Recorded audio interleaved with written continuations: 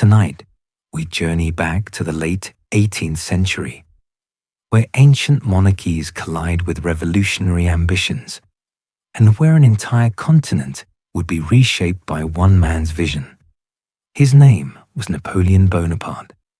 His legacy, well, that depends on who you ask. To some, he was the liberator who spread revolutionary ideals across Europe, ending feudalism and birthing modern legal systems that endure today. To others, he was the architect of catastrophes that claimed millions of lives in wars fought for nothing but personal glory. Before we begin tonight's journey, please take a moment to like and subscribe. It really helps other sleepy souls find these stories. And let us know in the comments which historical figure we should explore next. Now, Napoleon gets invoked constantly these days. Military academies teach his campaigns. Law schools study his codes. The very word Napoleonic means something in our language. But strip away the coronation paintings and the marble monuments, and you find something more unsettling. A Corsican outsider who spoke French with an accent, who seized a revolution spiraling into chaos, who understood power better than perhaps anyone, and who genuinely believed he could remake Europe itself.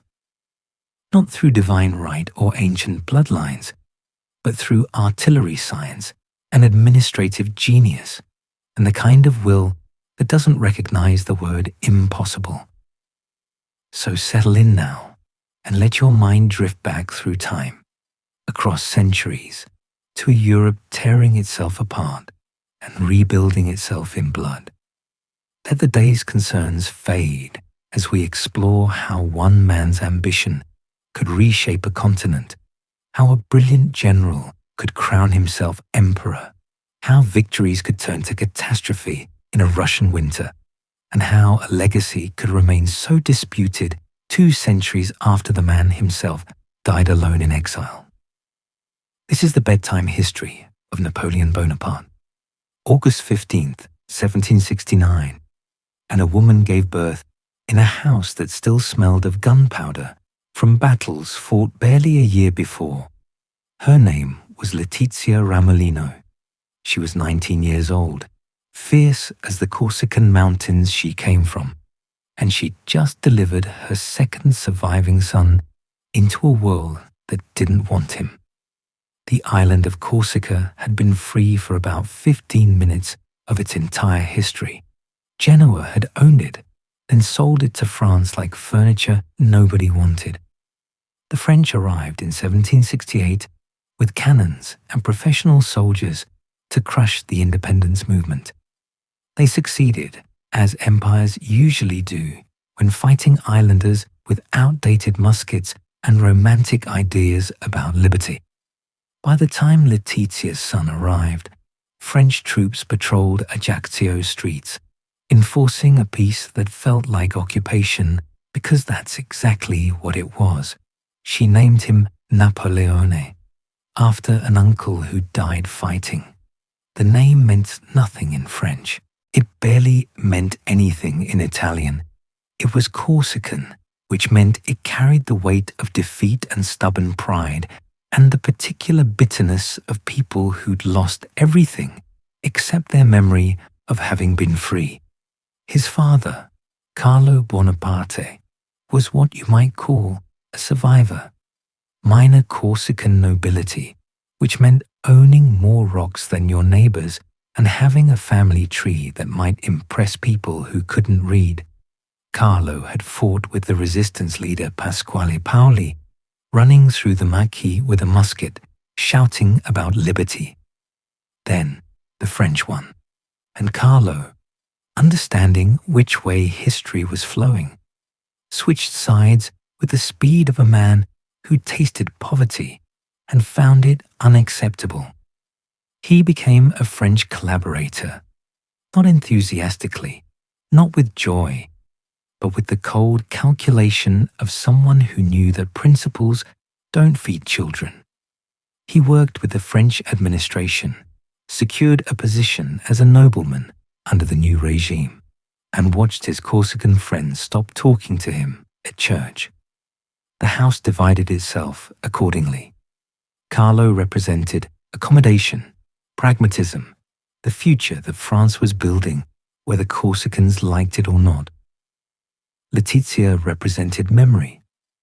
She never forgave the French, never stopped being Corsican first, and French only when absolutely necessary. She raised her children on stories of resistance, of Paoli's heroism, of a freedom that existed only in the past and perhaps in some imagined future. But she raised them in French schools, speaking French, preparing them for French careers, because being Corsican didn't put food on the table. Young Napoleon grew up in this contradiction. The architecture of power revealed itself to him before he could properly write his own name. His father was the ruling power, as he'd later frame it. His mother, his older brother Giuseppe, and himself formed the opposition. Not political theory yet, just family dynamics. But the lessons were being absorbed like water into dry ground. Here's what shaped him. In that stone house, where cooking smoke never quite cleared and French soldiers walked past the windows every morning, he watched his mother submit to French occupation while despising it. He watched his father collaborate while maintaining the fiction of Corsican pride. He learned that power wasn't about rightness or justice, or who deserved what. Power was about who had the guns and who knew how to read the room when the guns arrived. The family was poor despite Carlo's maneuvering. 8 children eventually, all needing clothes and food and futures. Napoleon was the second son, which meant he'd inherit nothing and needed to make his own way. This became part of his psychology, that sense of having to claw for every advantage while watching his older brother Giuseppe get the attention and the expectations and the assumption of primacy.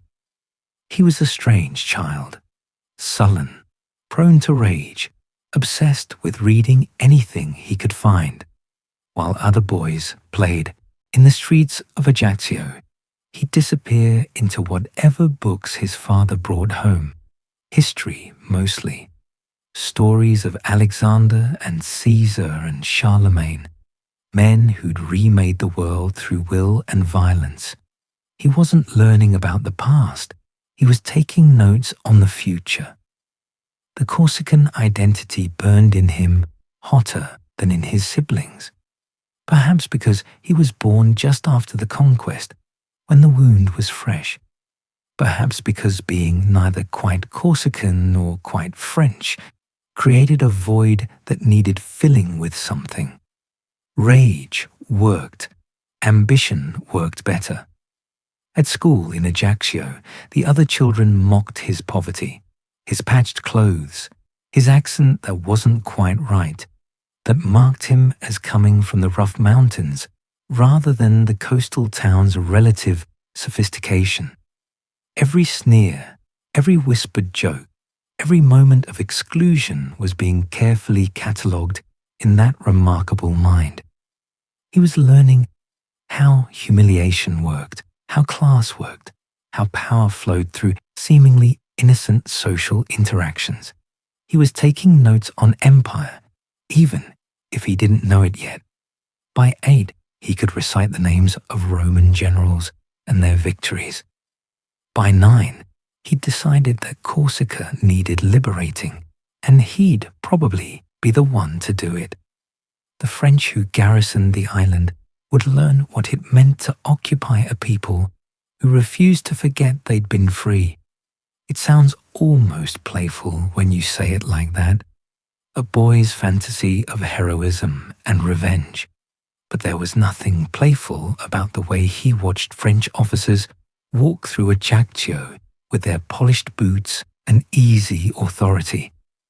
Nothing playful about the way his jaw clenched when locals bowed and scraped to occupiers who'd killed their sons and brothers barely a decade before, his mother saw it, that particular intensity that marked him different from his siblings.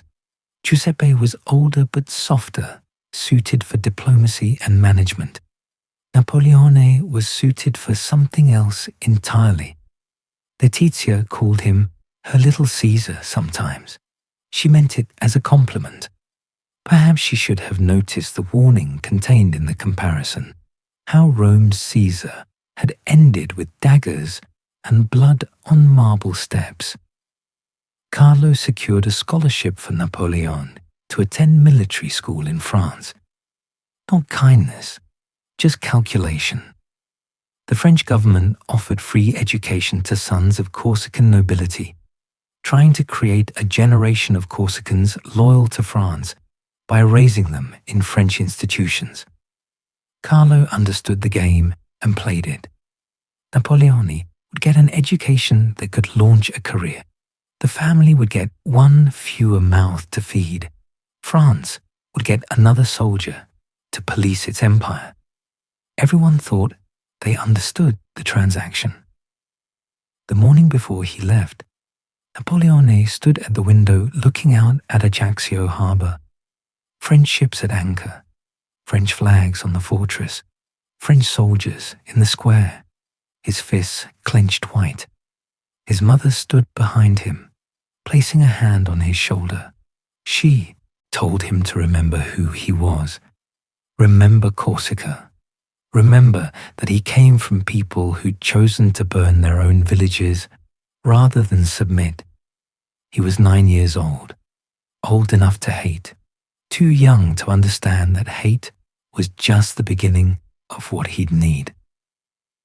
The coach arrived in January cold, ready to take him north to France, to Brienne-le-Château, to a military academy full of French boys who'd never known occupation, never felt the particular rage of being conquered in your own home. He climbed into the coach, carrying a small bag of belongings and a head full of ancient military history and Corsican grievance. His father waved from the doorway. His mother's face was stone, refusing to cry where French neighbors might see weakness. The outsider child was leaving the island of his birth, not running away, not seeking fortune, but being sent into the heart of enemy territory to learn the enemy's weapons. He'd master French warfare better than the French. He'd return to Corsica trailing glory and liberation, or so he imagined on that cold January morning, watching Ajaccio disappear behind the hills. Strange to think he believed Corsica was his destiny then, that he thought his future lay in freeing a small island nobody particularly wanted. The boy from Corsica had no idea he'd end up conquering most of Europe instead. Or perhaps some part of him already knew, already understood that small islands were for small men, and he'd never been particularly good at accepting limits. The coach rolled north through winter rain. By the time it reached France, the boy's accent had already marked him as foreign. His clothes marked him as poor. His rage marked him as dangerous. He was 9 years old, heading to a military school full of aristocratic French boys who'd spent their lives learning to look down on people exactly like him. They'd teach him mathematics and artillery and military theory.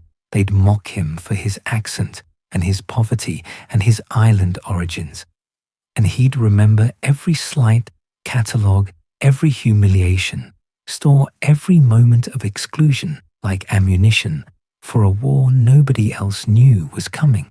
The outsider child had learned his first lessons in power, not from books, though he'd read plenty, not from teachers, though they'd come later, but from the simple, brutal education of a house divided against itself, of an island conquered and occupied, of a family that was neither quite French nor quite Corsican, neither quite noble, nor quite common, neither anything except ambitious and angry and desperately clawing for a future that felt less like defeat.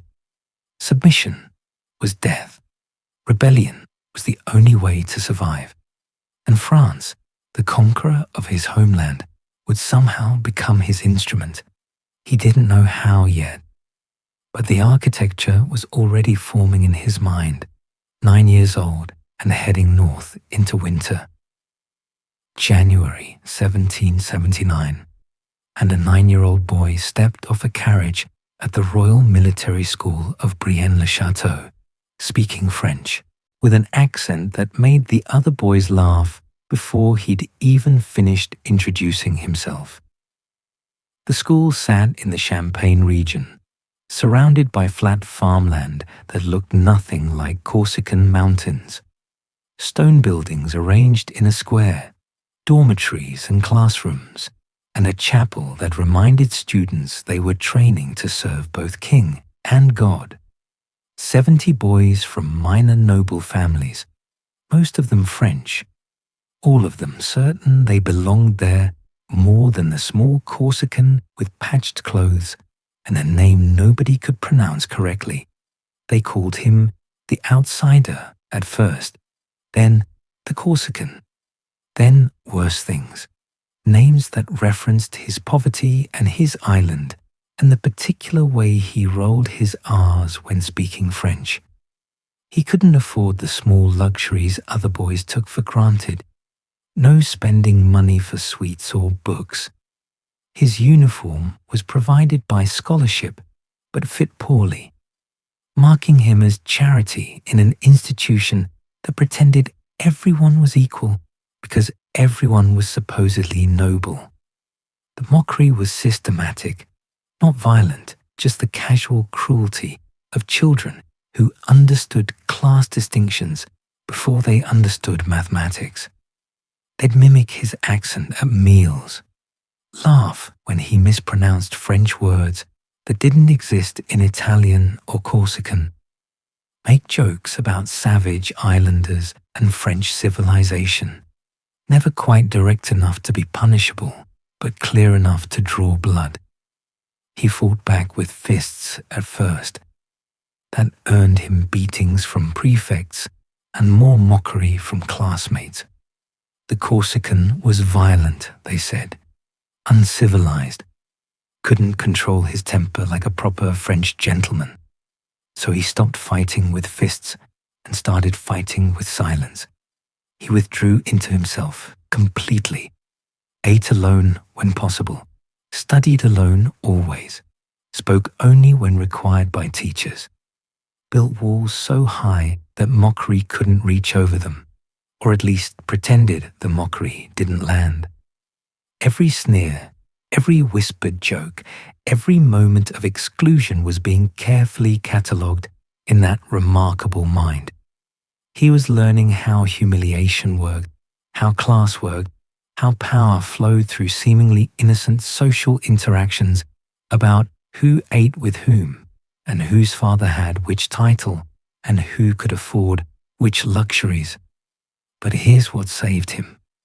Mathematics didn't care about his accent. Numbers were the same in Corsican and Italian and French. Geometry didn't mock you for being poor. Artillery calculations didn't require the right family connections. Mathematics was pure, universal, one language where his island birth meant nothing and his intelligence meant everything. He devoured it. Algebra, geometry, trigonometry, anything the teachers would give him. While other boys struggled with basic equations, he was working through advanced problems for pleasure. His teachers noticed. Whatever else this strange Corsican boy was, he had a mind like a steel trap for numbers and spatial relationships. Artillery became his obsession. The science of trajectory and powder and where a cannonball would land if you knew the angle and the charge and the wind. It appealed to something in him, that mathematical certainty combined with explosive violence. You calculated perfectly, and something far away exploded. Power through precision. He read everything. The school library wasn't large, but it had military history, and he consumed it like a starving man. Alexander's campaigns, Caesar's Gallic wars, Hannibal crossing the Alps, Frederick the Great's tactics. He memorized battles, drew maps from memory, understood instinctively what made a general brilliant versus merely competent. His teachers began to see him differently, not as the poor Corsican scholarship student, but as something more dangerous and more valuable. A mind that understood warfare like other boys understood riding horses or dancing. Natural talent sharpened by isolation and rage. The other boys still mocked him. But he'd stopped caring, or at least stopped showing that he cared. He had something they didn't. He was becoming an expert in the one thing that mattered in a military school. They were learning to be officers. He was learning to win wars. By 13, he'd decided Corsica needed liberation, and he'd be the one to provide it. Not through peasant uprisings or guerrilla warfare in the Maquis, but through professional military force led by someone who understood modern warfare better than anyone else. He'd returned to Corsica as its liberator, driving the French back into the sea with French military science turned against them. It sounds almost playful when you say it like that. A teenage boy's fantasy of heroic return. But there was nothing playful about the notebooks he filled with tactical diagrams, the way he'd stand at windows, staring at nothing while his mind arranged infantry and cavalry across imaginary battlefields. Then his father died. February 1785. Stomach cancer, screaming in pain for weeks before the end, finally came. Carlo Buonaparte died in France, away from Corsica, away from his wife, with only his oldest son Giuseppe at his bedside. The family's fragile finances collapsed immediately. 8 children, no real income, debts everywhere. Napoleon was 15. The news arrived by letter. He read it alone, showed no emotion, then returned to his mathematics homework. Perhaps he grieved in private. Perhaps the relationship had been too complicated for simple grief. Perhaps he'd already learned that showing vulnerability was dangerous in a place that fed on weakness. The scholarship suddenly became everything. Not just education, but survival. He needed to graduate, get commissioned, start sending money back to his mother. The family was depending on him now, on the second son, the angry one, the one who'd been sent away because they couldn't afford to keep him. He graduated from Brienne in 1784, recommended for advanced study at the École Militaire in Paris, the Royal Military Academy, the pinnacle of French military education. 2 years of training, typically. He finished in 1 year, testing through everything with a kind of focused intensity that bordered on obsession. Paris itself meant nothing to him. The greatest city in Europe, center of Enlightenment thought and culture, and he barely noticed. He attended lectures, solved problems, read military theory, and counted the days until he could return to Corsica with an officer's commission and the military knowledge to liberate his homeland. The final examination covered tactics, artillery, fortifications, everything a French officer needed to serve the king. He passed easily, ranking 42nd out of 58 candidates. Not brilliant, but competent enough for a commission. More importantly, he specialized in artillery, the technical branch, the one that required mathematics and precision, the one where a Corsican accent mattered less than your ability to calculate trajectories under fire. September 1785, and he graduated as a second lieutenant in the Lafayette Artillery Regiment, 16 years old, with a military commission and dreams of Corsican liberation. The French army would give him experience, training, resources. Then he'd turn all of it against France itself. Or so he imagined that autumn, wearing his new uniform, finally possessing something the boys at Brienne couldn't mock. He was a French officer now. Poor still, Corsican still, but armed with mathematical certainty and professional military training. The thing was, 7 years at French military schools had changed him in ways he didn't quite recognize yet. He spoke French fluently now, thought in French when doing mathematics. He understood French military doctrine better than most French officers. He'd absorbed the culture even while rejecting it, learned the systems even while planning to destroy them. Perhaps he learned something else too. That mastery was its own kind of power. You didn't need acceptance if you had competence. You didn't need to belong if you could outperform. The boys who'd mocked him at Brienne would lead regiments. He'd win battles. There was a difference. His mother received letters describing his plans to return to Corsica, to use his military commission, to serve Paoli's renewed independence movement. Letizia wrote back with warnings. Corsica was complicated now, occupied for 2 decades, the resistance fractured. But Napoleon wasn't listening. He had a French military education and a Corsican heart. Surely that combination was revolutionary.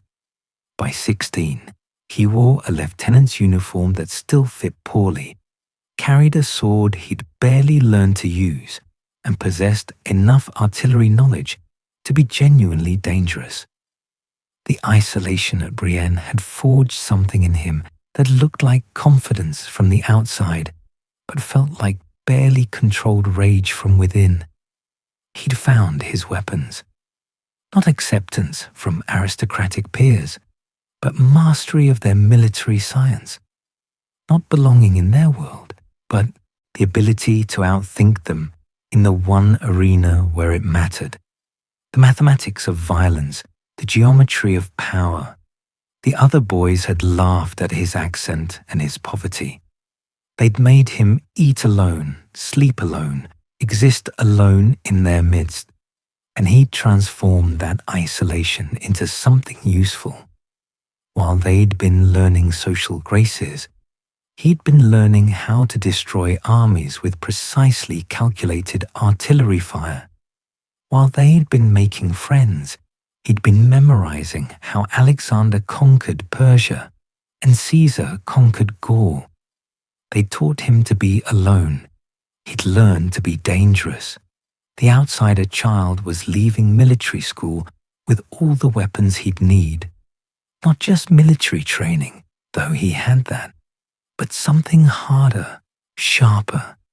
The absolute certainty that he belonged nowhere, which meant he could go anywhere, that he owed nothing to anyone, which meant he could take everything, that France had given him the tools to destroy France, and one day he'd use them. France was about to provide an even better opportunity. The Ancien Regime was rotting from within. Louis XVI, fumbling through financial crisis after crisis. Aristocrats maintaining their privileges while peasants starved. The entire system was a powder keg, waiting for someone to apply the right spark. Napoleon couldn't see that yet. He was too focused on Corsica, on his small island and its small liberation. But sometimes, destiny meets preparation in unexpected ways. Sometimes, the weapons you gather for one war turn out to be perfectly suited for an entirely different conflict. Sometimes, the empire that trains you becomes the empire you conquer. The boy from Corsica had become a French artillery officer. The French were about to learn why you should be careful who you teach to use cannons. July 1789, and Paris was burning. The Bastille had fallen, and a 20-year-old artillery officer stationed in Auxonne was reading every newspaper he could find, taking notes on revolution, like it was another military campaign to study. Napoleon's response to the collapse of the Ancien Regime was neither horror nor jubilation, just calculation. The old order was dying. Something new was being born in blood and speeches and mob violence. The question wasn't whether to support it, but how to use it. He spent his garrison time reading philosophy he didn't particularly believe and writing political pamphlets that tested various positions like artillery ranging shots. Sometimes he sounded like a radical Republican. Sometimes he defended monarchy with modifications. He was trying on ideologies like uniforms, seeing which fit, which might advance his career, which might open doors that birth and poverty had closed. But Corsica still burned in his mind. Paoli had returned from exile in Britain, leading a renewed independence movement, now that French authority was collapsing. This was the moment. France was tearing itself apart. Corsica could finally break free, and Napoleon, armed with French military training, could be the sword that cut the chains. He returned to Corsica in 1789, taking leave that stretched into absence without permission. The revolution was making everyone bold, making old rules seem quaint. He threw himself into Corsican politics, writing inflammatory pamphlets, organizing National Guard units, positioning himself as a leader in the independence movement. The thing was, Corsica had moved on without him. He'd left as a child and returned as a French officer with an accent that sounded wrong to islanders who'd spent 20 years accommodating occupation. His family had French connections. His brother Giuseppe was comfortable with French rule, and Napoleon himself, for all his Corsican passion, thought and wrote in French, applied French military principles, couldn't quite shake the decade of French education that had reshaped his mind. Paoli saw it immediately. This intense young man wasn't quite Corsican anymore, wasn't quite French, wasn't quite anything except ambitious. Paoli, the old hero, the legendary fighter, looked at Napoleon and saw a French officer playing at Corsican nationalism. When Napoleon pushed for positions of authority, Paoli pushed back. The Bonaparte family had collaborated too eagerly, profited too readily from French rule. Their Corsican credentials were suspect. The rejection stung worse than anything at Brienne. The boys at military school had mocked his Corsican origins. Paoli was rejecting him for being too French. He belonged nowhere. The island of his birth didn't want him. The nation that had educated him didn't trust him. He was suspended between identities, claiming both, accepted by neither. By 1793, the break was complete.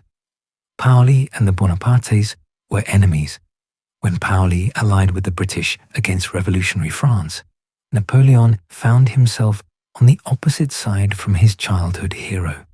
The family had to flee Corsica in the night, leaving their property to be looted, their home to be occupied by Paoli's supporters. They scattered to the French mainland as refugees, dependent on revolutionary charity and whatever military salary Napoleon could secure. He was 23 years old, truly stateless now. Corsica had expelled him. France was his only option, not by choice, but by elimination. No more dreams of Corsican liberation. No more fantasies of returning as a hero to free his homeland. That door was closed, probably forever. But France in 1793 was chaos incarnate. The king was dead. The revolution was devouring itself. Robespierre's terror was reaching its peak. Foreign armies surrounded France from every direction, trying to strangle the revolution before it spread. And in the south, the city of Toulon had done something unforgivable. It had invited the British fleet into its harbour and declared for the monarchy. Toulon was vital. A major port, a naval base, home to a significant portion of France's Mediterranean fleet. With British ships in the harbour and British Marines occupying the forts, the city was a dagger pointed at revolutionary France's heart. The Republic sent an army to take it back. 30,000 troops surrounded the city, commanded by generals who'd been promoted for political loyalty rather than military competence. The siege was failing. The British held the high ground. Their ships' guns controlled the harbour. Their Marines were professional soldiers facing revolutionary conscripts. The French army sat in the mud outside Toulon, shelling the city ineffectively while winter approached, and nothing changed. Napoleon arrived in September as a captain of artillery. Not sent officially, just showing up because he'd heard artillery was needed and he had nowhere else to be and nothing else to do. His family was destitute. His career was stagnant. He was a French officer because there was no Corsica to officer for anymore. He surveyed the siege and saw immediately what the generals were missing. They were trying to take the city directly, attacking the strongest points, because attacking seemed like action and action seemed like generalship. But here's what actually mattered. The British fleet was what made Toulon defensible. Take the fleet away, and the city fell. The fleet was anchored under protection of forts on the peninsula. Take the forts, and the fleet had to leave. The forts were vulnerable from one specific position that everyone had ignored, because it looked difficult. He wrote a plan, present it to representatives on mission, the political commissars who held real power. They ignored him because he was a captain, and captains don't tell generals how to conduct sieges. He presented it again with modifications, ignored again. He started implementing it anyway, moving artillery into position without orders, because waiting for permission meant waiting forever, and he'd stopped waiting for permission. Around the same time, Corsica rejected him. The artillery commander was wounded. Napoleon was promoted to replace him by battlefield necessity rather than official appointment. Now he had authority to execute his plan. He positioned batteries to dominate the peninsula, to make the harbour untenable, to force the British choice between retreating or losing their fleet. It took months. Artillery duels with British ships and forts, nighttime raids to build forward positions, soldiers dying in the mud for yards of ground that looked worthless but created firing angles that mattered. Napoleon was everywhere, directing fire, adjusting positions, getting a horse shot out from under him, taking a bayonet wound to the thigh, refusing to leave his batteries even while bleeding. December 17th, 1793, and the final assault went in. French troops took the key fort in a night attack. By morning, Napoleon's batteries commanded the harbour completely. The British looked at their situation and saw mathematics. They couldn't stay. The fleet sailed, taking royalist refugees and abandoning the city to revolutionary vengeance. Toulon fell within days. The Republic slaughtered Toulon thoroughly. Thousands executed for collaborating with the British, for supporting monarchy, for being on the wrong side when the tide turned. Revolutionary justice was neither just nor merciful. Napoleon had delivered the victory. The politicians delivered the terror. But he'd been noticed. The representatives on mission wrote reports praising this young artillery captain who'd understood siege warfare better than generals with decades of experience. Within weeks, he was promoted to brigadier general, 24 years old, commanding artillery for an entire army, the youngest general in France, not through connections, because he had none, not through birth, because his nobility was Corsican and minor and worthless in revolutionary France, not through politics, because he still didn't care about ideology except as a tool, through competence, through being undeniably good at the one thing revolutionary France desperately needed: winning battles. The promotion saved his family from destitution. General's pay was enough to support his mother and siblings. He was the breadwinner now, the second son carrying everyone through necessity and artillery expertise. Then Robespierre fell. July 1794. The Thermidorian reaction, the terror ending in its own blood. And Napoleon's patron, Augustin Robespierre, who'd been at Toulon, who'd written glowing reports, was arrested and executed alongside his brother. Everyone connected to the Robespierres became suspect. Everyone who'd succeeded under their patronage faced investigation. Napoleon was arrested in August, not formally, more like house arrest, while committees investigated whether he was a Jacobin fanatic who needed purging. He spent 2 weeks in a cell wondering if his career was over before it began, if Toulon would be remembered or forgotten, if being right mattered when the politics shifted. They released him. The evidence was thin. His connection to Robespierre was professional, not political. And France was bleeding officers, couldn't afford to execute everyone who'd happened to serve under the wrong patron. He was reinstated but demoted, removed from his artillery command, assigned to an infantry position he didn't want. He refused it, refused orders, claiming illness, staying in Paris instead of reporting to his new assignment. Technically, desertion. Actually, gambling. Betting that France needed talented officers more than obedient ones. That the chaos was deep enough that someone with his record could find another opportunity if he stayed visible. Paris was chaos. The Directory had replaced the terror, but governed weakly.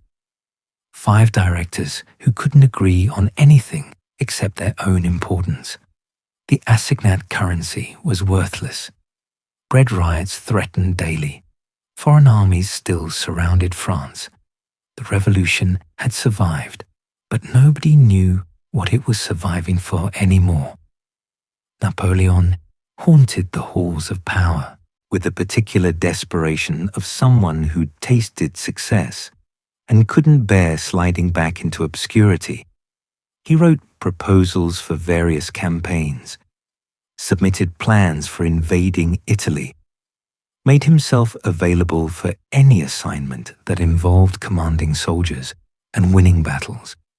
He was broke, his family was broke, his uniform was shabby, his prospects were dim. He'd found war, not Corsica's fight for independence. That dream was dead. Not ideology's battle for equality. He'd never believed in that anyway. But his own war for survival and advancement, disguised as whatever France needed at any given moment. Revolutionary? Certainly. Jacobin? If necessary. Moderate? Why not? Royalist even, if that's what worked. The orphan without a country had found something more useful than patriotism, opportunism sharpened by genuine talent. He could win battles. France needed battles won. The negotiation was simple, even if nobody had stated it explicitly yet. France needed him to be a conqueror. He needed France to give him armies to conquer with. Italy was waiting, wealthy and divided and vulnerable. Austria held much of it. The Directory wanted Austria distracted while they secured their hold on power. An Italian campaign could serve everyone's purposes. All he needed was command. Just one more chance to prove Toulon wasn't luck. One opportunity to show that the victories would keep coming if they'd just give him soldiers and let him loose.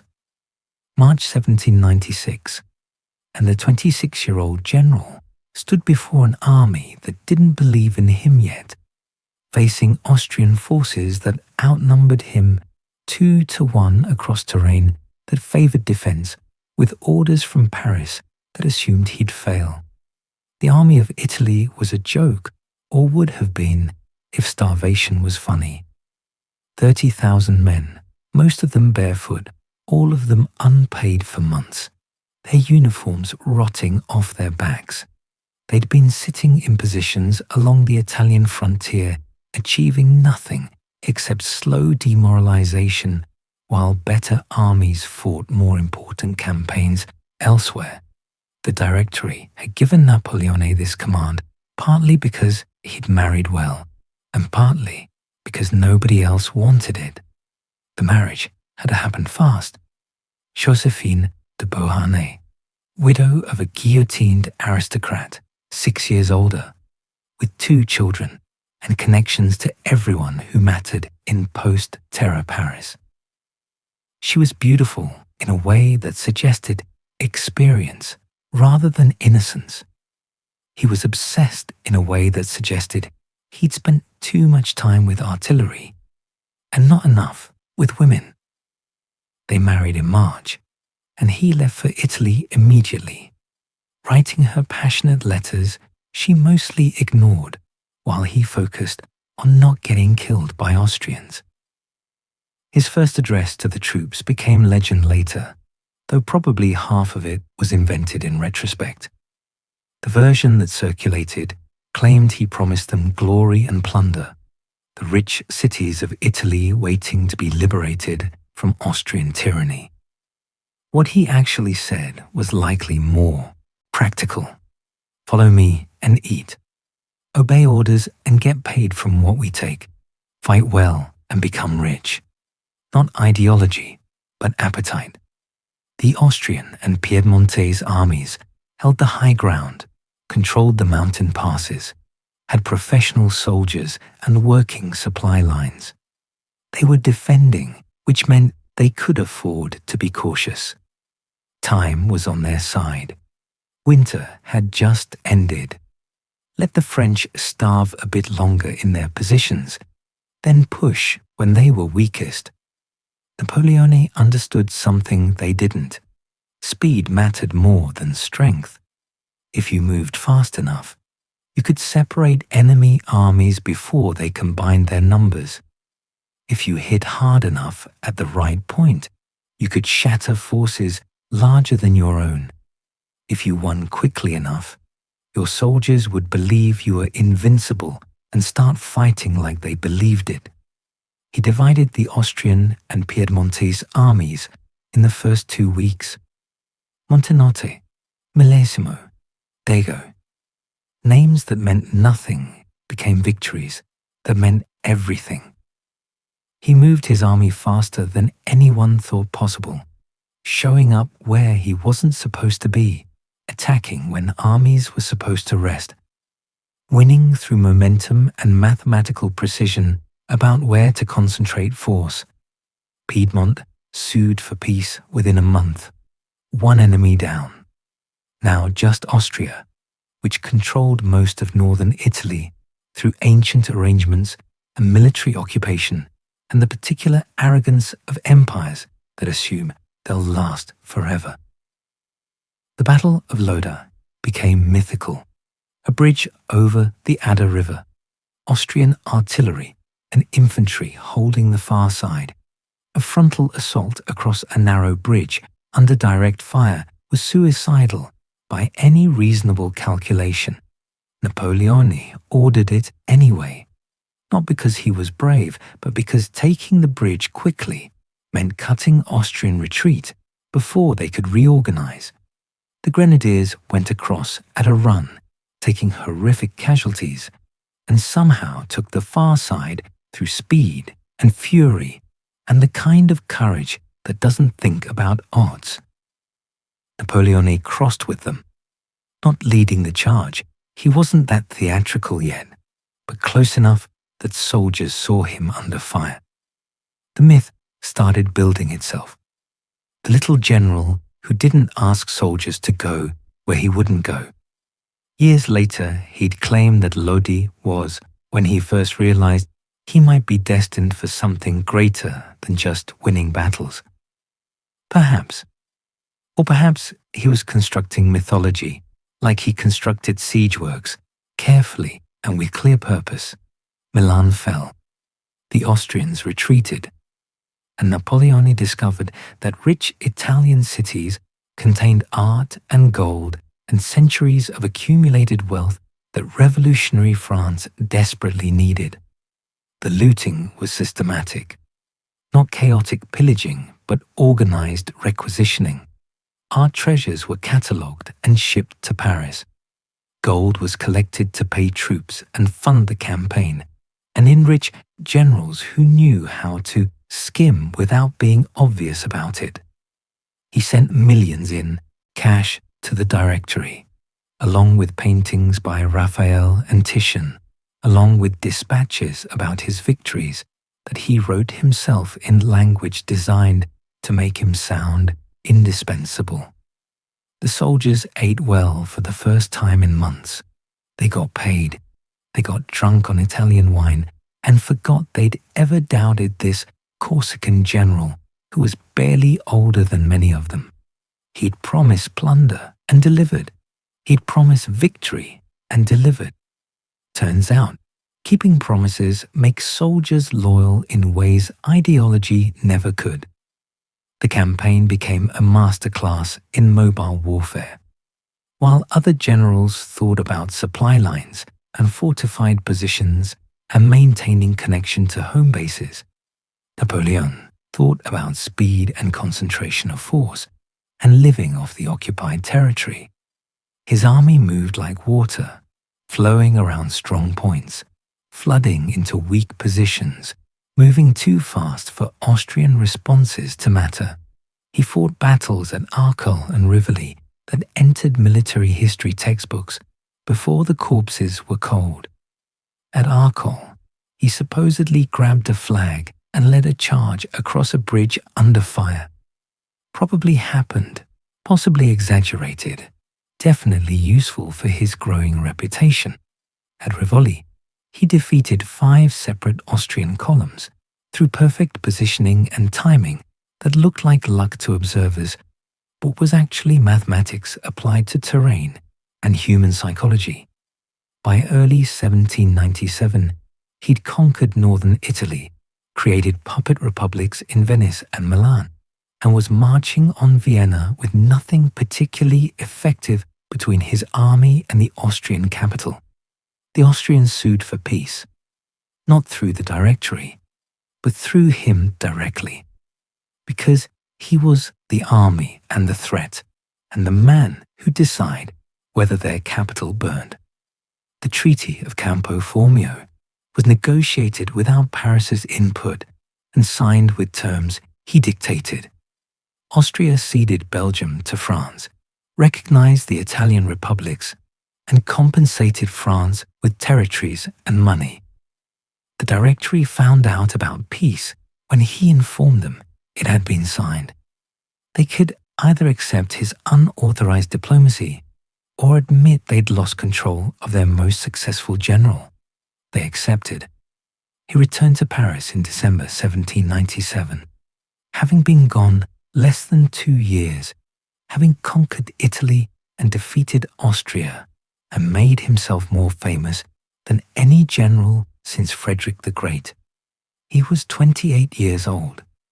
The Directory, those 5 men who supposedly ruled France, invited him to dinners where they studied him nervously, trying to determine if he was loyal or dangerous or both.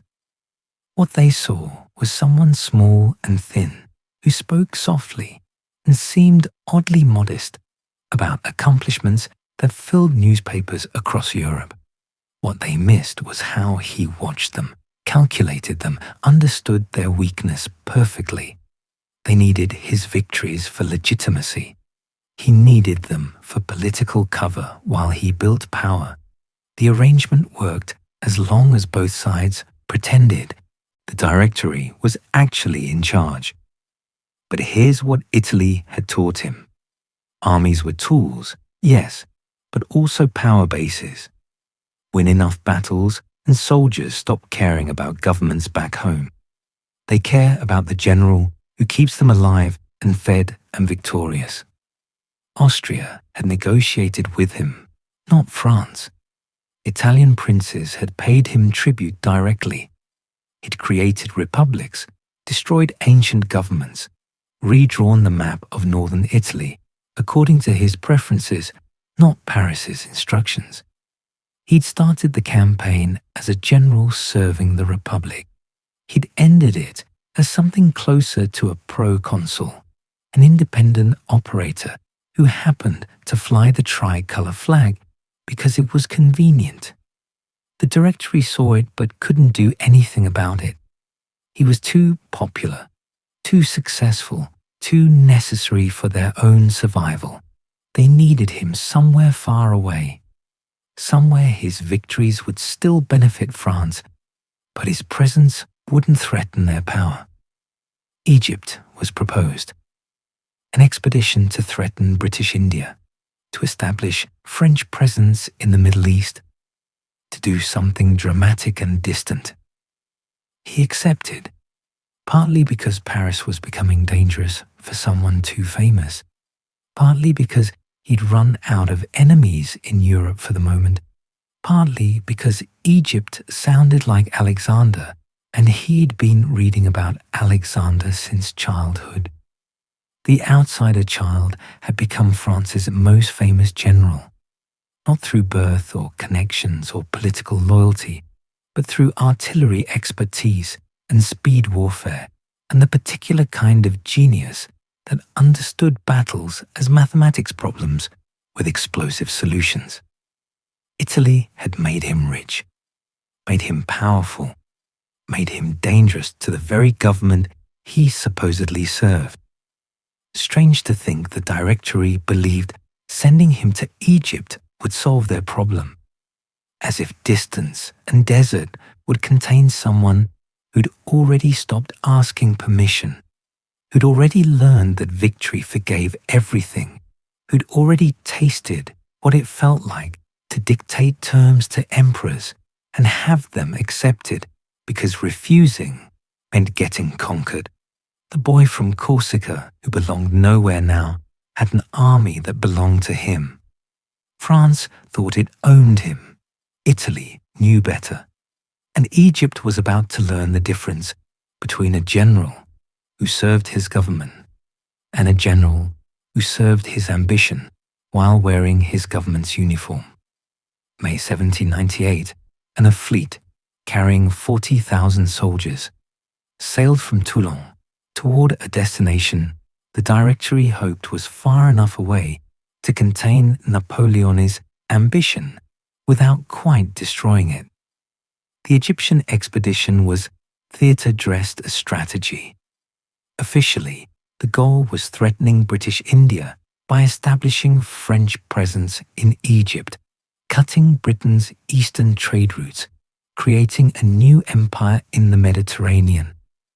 Unofficially, the Directory wanted their most dangerous general, somewhere he couldn't coup them, fighting battles that mattered less than Italian victories, but still looked impressive in newspapers. Napoleon brought an army and also brought scholars, engineers, mathematicians, linguists, artists. Over 100 civilian experts tasked with studying everything about Egypt while the army conquered it. The expedition would be scientific and enlightened, spreading revolutionary ideals and French civilization to lands that had known neither. At least, that's what the proclamation said. The fleet evaded the British Navy through luck and fog. Malta fell in 3 days. Then Egypt proper, landing at Alexandria in July heat that made French soldiers question every decision that had brought them to African desert. The march to Cairo was education in geography as enemy. No trees, no water except what you carried. Heat that killed horses and men with equal efficiency. An army designed for European warfare, stumbling through sand, while Mamluk cavalry watched from distances that shimmered with heat distortion. The Battle of the Pyramids happened within sight of ancient monuments that had stood for millennia. The Mamluks charged with the kind of courage that looks magnificent until it meets disciplined infantry formed in squares with overlapping fields of fire. French muskets and artillery destroyed feudal cavalry, the way modernity destroys everything that refuses to adapt. Napoleon watched from a position that let him observe both the battle and the pyramids, understanding instinctively that he was creating propaganda more than military necessity required. Soldiers, 40 centuries look down upon you. He may have said it, probably said something like it, definitely wrote it in the dispatch he sent to Paris, because what mattered wasn't the battle but the story about the battle, the myth being constructed in real time about a general who fought in the shadow of pharaohs. Cairo fell. Egypt was conquered, at least the parts that mattered for proclamations about French glory and revolutionary liberation. He installed a government, issued decrees about equality and justice, tried to explain to Egyptians that French occupation was actually freedom from Mamluk tyranny. The Egyptians smiled politely and waited for these strange foreigners to leave or die, or realize that Egypt had been swallowing conquerors for 4,000 years and had gotten quite good at it. The thing was, Napoleon understood nothing about Islam or Egyptian culture or how to occupy a country where the people quietly hated you while pretending submission. He made proclamations about respecting religion while his soldiers looted mosques. He promised justice while executing rebels. He tried to present himself as a liberator while being obviously a conqueror who'd arrived with cannons. Then Admiral Nelson found the French fleet, Aboukir Bay, August 1st, 1798. The British attacked at sunset, catching the French fleet at anchor, unprepared, undermanned. By dawn, 13 of 17 French ships were destroyed or captured. The explosion when Lorient blew up was heard in Alexandria, 30 miles away. The French Mediterranean fleet ceased to exist in one night, which meant the army was trapped. No way home, except through hostile territory or British-controlled sea lanes. 40,000 men stuck in Egypt with supplies for a few months. No reinforcements coming. No fleet to evacuate them if things went wrong. Napoleon had conquered Egypt. Nelson had made it a prison. He doubled down on mystique, published a newspaper extolling French victories, held ceremonies celebrating revolutionary ideals, appeared in public wearing local dress, trying to bridge cultures through costume. The soldiers called it theater. The Egyptians called it insulting. But newspapers in Paris reported it as diplomatic brilliance, the general who could speak to Eastern minds. The soldiers started dying of plague, then dysentery, then heat and infection and diseases that had no names in French military medicine. The hospitals filled, the graveyards expanded. Occupation became survival, became endurance. No glorious battles, just slow attrition, while waiting for something to change, Napoleon decided to attack north into Syria. Not because Syria threatened Egypt, but because sitting still felt like defeat and movement felt like victory, even when it wasn't. The campaign began in February 1799, marching along the coast toward Acre with inadequate supplies and vague objectives beyond conquer something to maintain momentum. Jaffa fell after brief resistance. Then he made a decision that would follow him forever. Thousands of Ottoman prisoners, too many to guard, too dangerous to release, too expensive to feed. He ordered them executed. The killing took days. Some sources say he was present. Others say he was conveniently elsewhere. Everyone agrees the prisoners died, and his orders made it happen. He justified it as military necessity. No food for prisoners, no guards to spare. Releasing them meant facing them again later. Better to be ruthless now than foolish later. The calculus of empire reduced to arithmetic, about bullets and mouths to feed. Then plague hit the army at Jaffa. The same plague they'd just marched through, killing prisoners who might have been infected. Napoleon visited plague hospitals, touched sick men to show fearlessness, created legend about being immune to disease through force of will. Perhaps he was brave. Perhaps he understood that mythology required theatrical gestures. Perhaps both. Acre was where everything stopped. The siege lasted 2 months. British naval support supplied the defenders. French artillery was inadequate.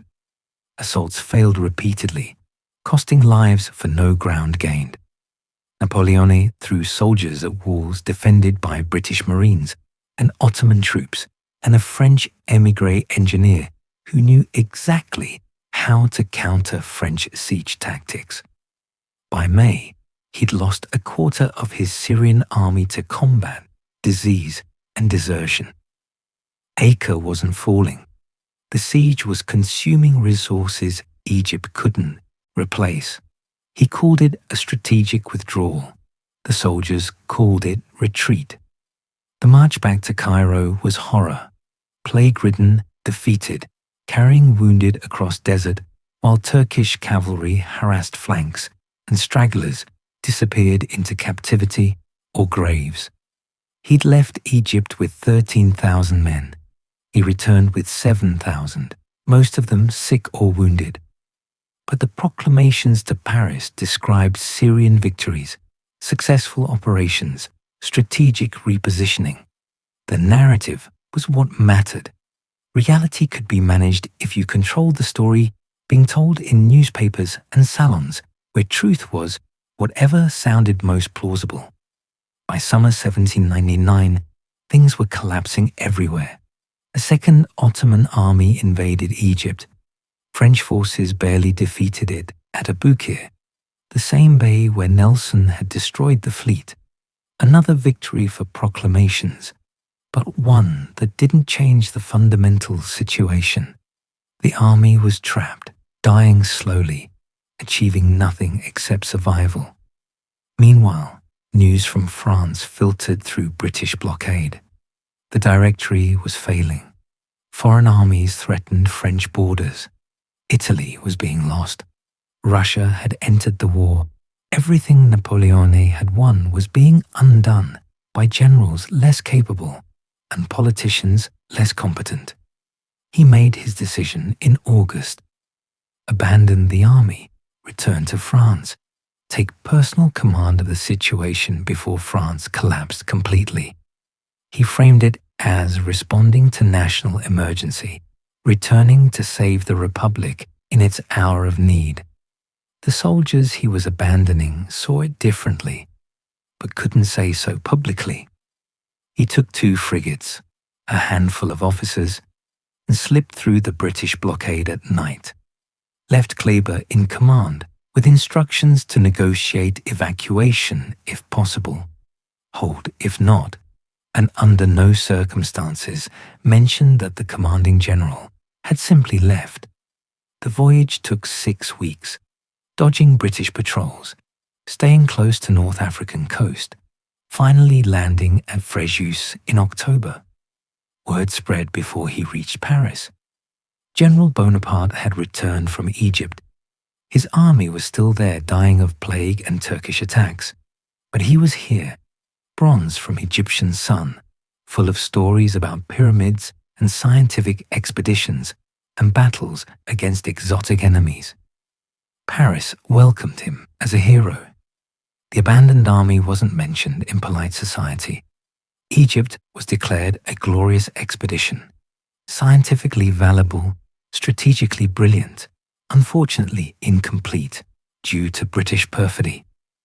The Institute of Egypt he'd founded would continue doing important research. The soldiers could come home eventually. What mattered was the general's return when France needed him most. Here's what Egypt had taught him. You didn't need to win if you could control the narrative.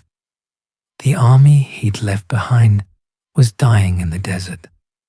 But in Paris, he was the conqueror returned, the general who'd walked among pyramids and defeated Mamluks and brought glory to French arms.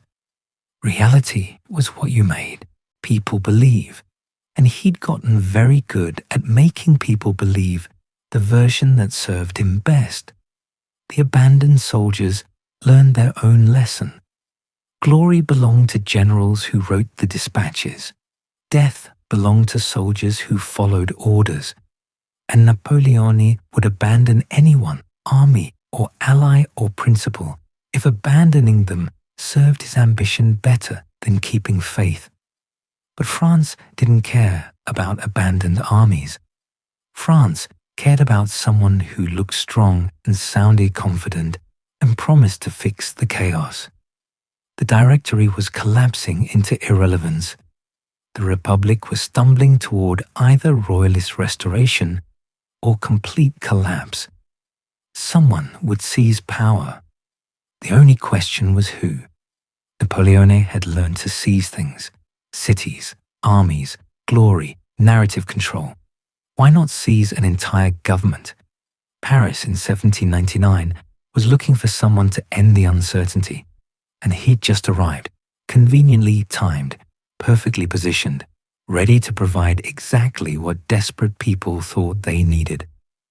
November the 9th, 1799, and 3 men walked into the Orangerie at Saint-Cloud, carrying a constitution they'd written themselves and bayonets to make it law. The conspiracy had been organized for weeks.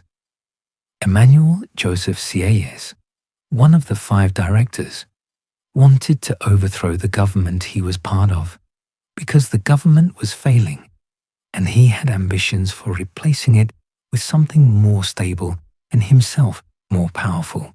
He needed a general with an army and enough prestige that soldiers would follow orders to point guns at legislators. Napoleon needed political cover for what was essentially a military coup. The negotiation was straightforward. Sieyès thought he was hiring a sword. The sword thought differently. They created a crisis from nothing. Rumors of Jacobin plots, whispers about royalist conspiracies. The Directory was certainly failing, but the immediate danger was manufactured. Fear works better than reason when you need quick decisions from legislators who'd rather avoid responsibility. The Council of 500 was moved to Saint-Cloud, outside Paris, supposedly for security from imaginary threats, actually to isolate them from popular support. Napoleon was appointed commander of troops in Paris, legal authority to use soldiers for whatever he claimed was necessary.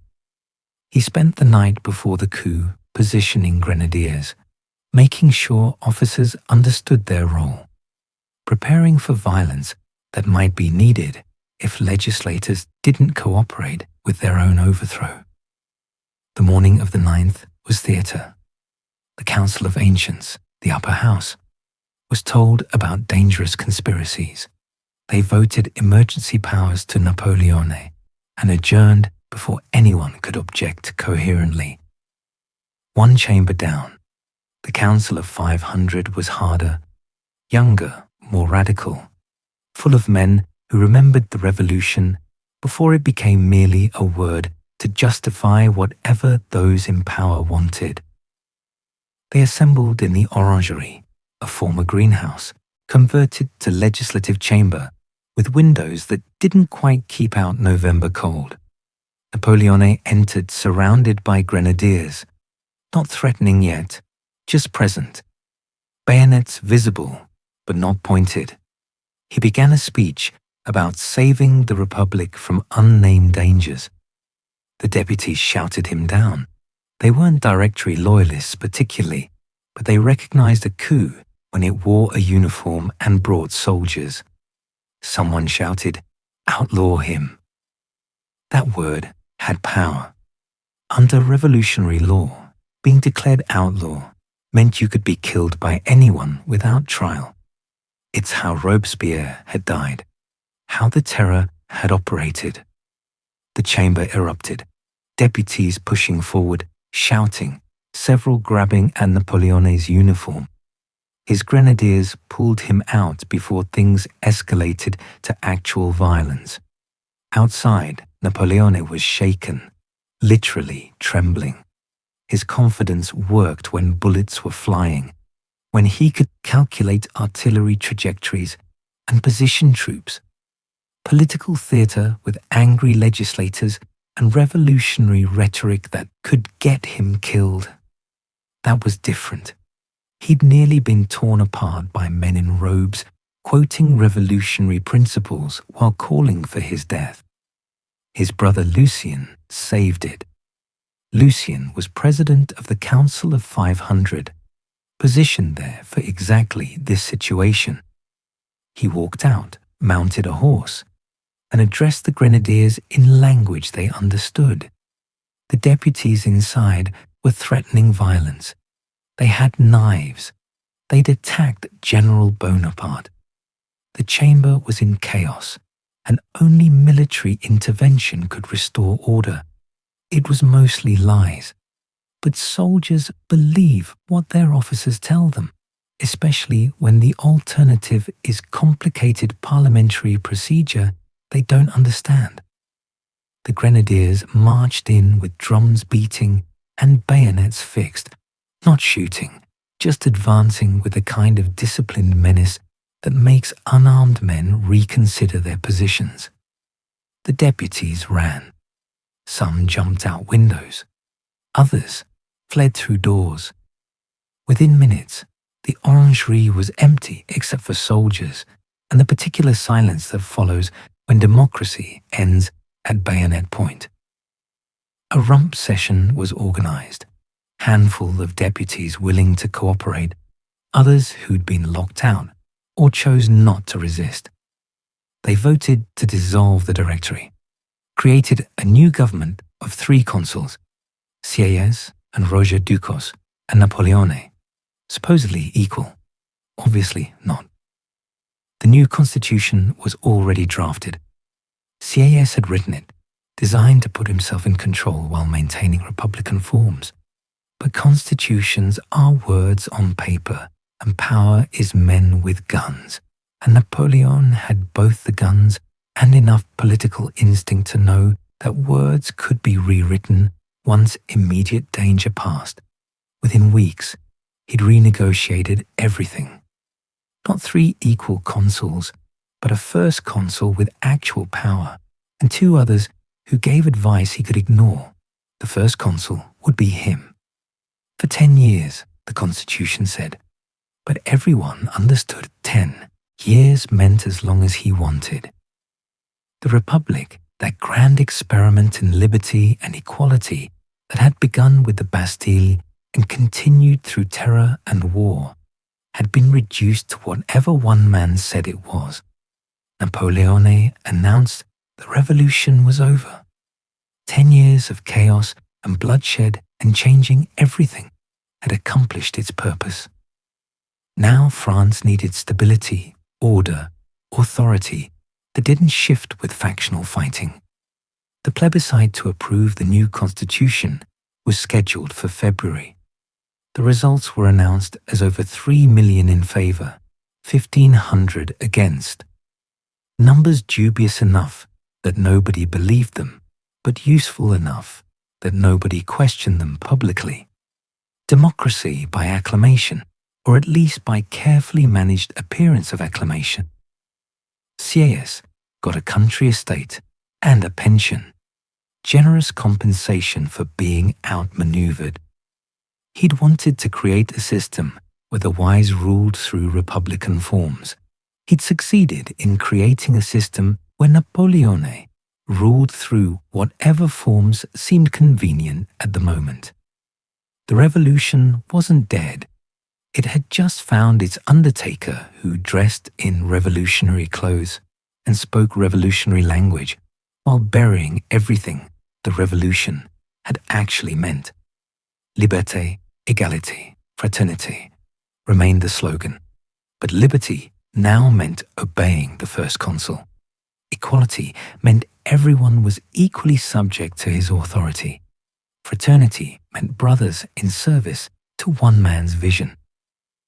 By December, Napoleon had moved into the Tuileries Palace, the same building Louis XVI had occupied before the revolution arrested him.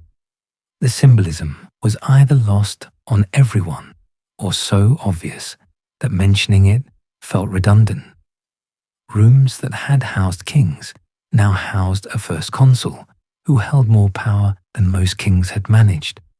The outsider child had seized the nation, not through popularity, though Egypt had made him famous, not through democracy, though democratic forms had been carefully maintained, not through revolutionary fervor, though revolutionary rhetoric had been deployed strategically, through understanding that chaos creates opportunities for those willing to bring guns to legislative sessions. France woke up under new management and mostly felt relieved. The Directory had been corrupt and incompetent. The revolution had been exhausting. Someone was finally in charge who looked like he knew what he was doing and could make decisions without endless debate and factional fighting. They traded uncertainty for stability, self-government for efficient administration, revolutionary ideals for a general who promised to make France work. The negotiations seemed fair enough in December 1799, with foreign armies at the borders and the economy in ruins and daily life feeling like perpetual crisis. What they'd actually traded was harder to see, yet they traded the possibility of self-determination for the certainty of being determined by someone else. They traded the messy reality of Republican government for the clean fiction of one man knowing best. They traded revolution for what would come next. And what came next was something stranger than monarchy and more absolute than democracy. A Corsican outsider as first consul of France, wearing power he'd seized at bayonet point, preparing to rebuild France according to principles he was still inventing as situations required. Not king, not president, not dictator in ancient Roman terms, but something new entirely. Something that would need a new word eventually. Though for now, first consul worked well enough. The Republic was dead. Long live whatever this was. 1800, and France woke to find itself ruled by a 30-year-old Corsican who worked 18 hours a day and somehow had opinions about everything from sewer systems to secondary school curricula. Napoleon, as administrator, was almost more frightening than Napoleon as general. Wars ended, battles concluded. But reorganizing an entire society, rewriting laws that had accumulated over centuries, rebuilding institutions the revolution had demolished, That required a different kind of obsession. He possessed it. He worked from morning until midnight most days, longer when crises demanded, summoned ministers at dawn to discuss tax policy, held afternoon meetings about bridge construction, evening sessions on educational reform. His energy was pathological, his attention to detail almost manic. Nothing was too small for his input. Drainage systems in Marseille, curriculum at secondary schools, the exact wording in legal codes that would govern millions. The Napoleonic Code became his masterpiece, though lawyers did the actual drafting under his direction. A complete legal system to replace the chaos of revolutionary legislation and regional customs that varied by province. One law for all France, clear, accessible, based on principles rather than accumulated precedent. The code established equality before law. Mostly, every man regardless of birth had the same legal rights. Property was sacred. Contracts were enforceable. Merit determined opportunity rather than bloodline. These weren't small changes. This was revolution codified, the death of feudal privilege written into law that judges would actually enforce. But here's what the code also did. It reduced women to legal minors under male authority. Wives needed husbands' permission to work, own property, control their own earnings. Daughters inherited less than sons. Divorce was possible, but heavily restricted and usually unfavorable to women. The revolution had briefly expanded women's rights. Napoleon erased those gains with legal precision. And in 1892, he restored slavery in French colonies. The revolution had abolished it. The first consul brought it back because Caribbean sugar plantations needed labor, and moral considerations mattered less than economic calculations. The code applied to France. Different rules applied to colonial subjects who weren't quite French, weren't quite human in the legal architecture being constructed. Still, the code worked. It brought legal clarity to a nation that had lurched from royal edicts to revolutionary chaos to directorial incompetence. 60 countries eventually based their legal systems on it. The rights it granted to propertied men were real, even if rights it denied to women and colonized peoples were also real. Both truths existed simultaneously, which made judgment complicated, but didn't make either truth less factual. The Concordat with Pope Pius VII re-established official relations with the Catholic Church, not because Napoleon was religious, he wasn't particularly, but because most French people were Catholic, and governing required accommodation with their beliefs. The agreement was pure political calculation. The Church regained official status. In return, it accepted that bishops would be appointed by the state. The church property seized during the Revolution stayed seized. That Catholicism was merely the religion of the majority, rather than the state religion. The Pope blessed this arrangement because the alternative was continued persecution. Napoleon accepted it because it neutralized church opposition while maintaining state control. Neither side trusted the other. Both sides got what they needed from pretending they did. Education was reorganized from foundation to apex. Lycées for secondary education, training the administrative and military elite. Standards were nationalized. Curriculum emphasized science, mathematics, classical languages, subjects useful for running an empire rather than questioning its existence. The Grandes Écoles system created specialized institutions for training engineers, teachers, military officers. France would have the most educated population in Europe.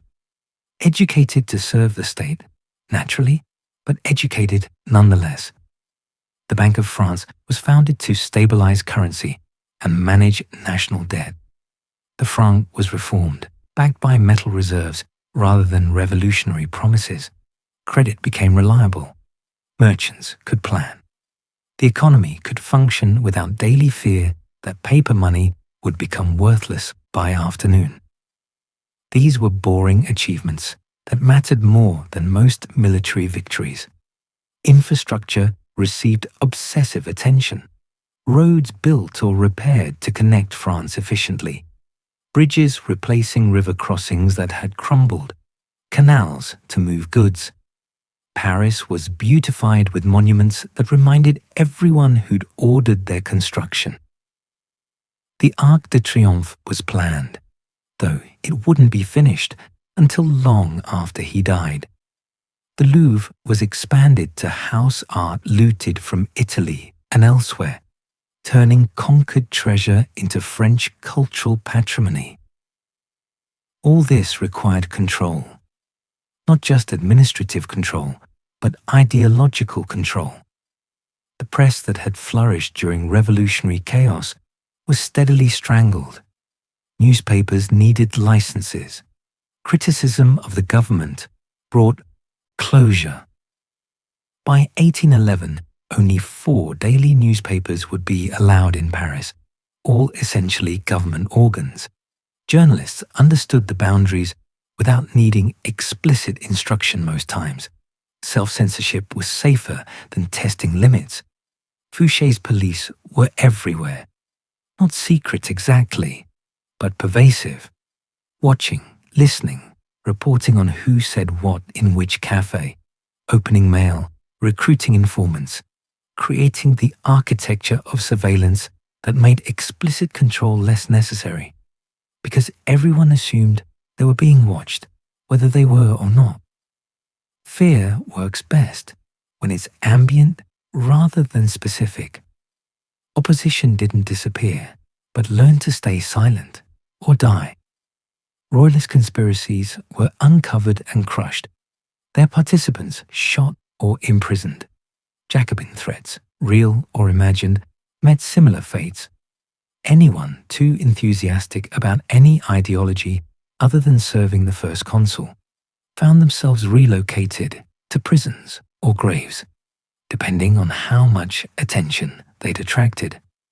By 1802, the system was entrenched enough that Napoleon felt comfortable making it permanent. Another plebiscite, this time asking if he should be consul for life. The result was declared as 3.5 million yes, 8,000 no. The numbers were certainly manipulated, but the sentiment was probably accurate. France was stable, prosperous, no longer at war.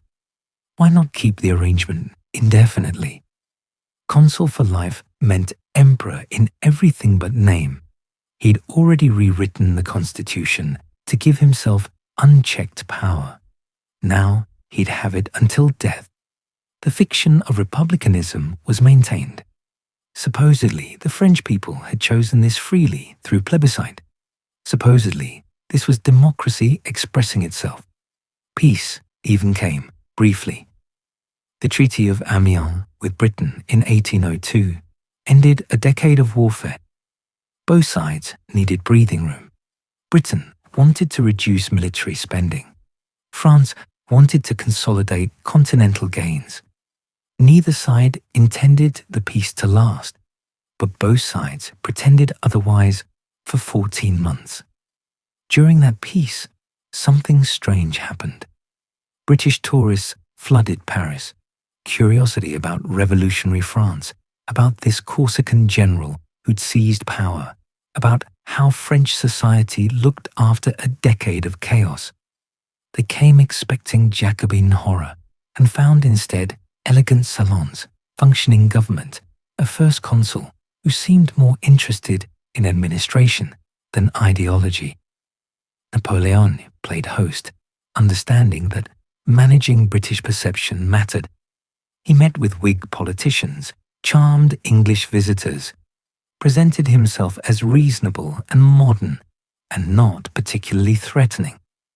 The performance worked until it didn't, until both sides remembered why they'd been fighting and resumed the war in 1803. But those peace years had allowed the consolidation to solidify. France by 1803 was unrecognizable from France in 1799. Stable currency, functioning administration, legal clarity, educational system, infrastructure projects.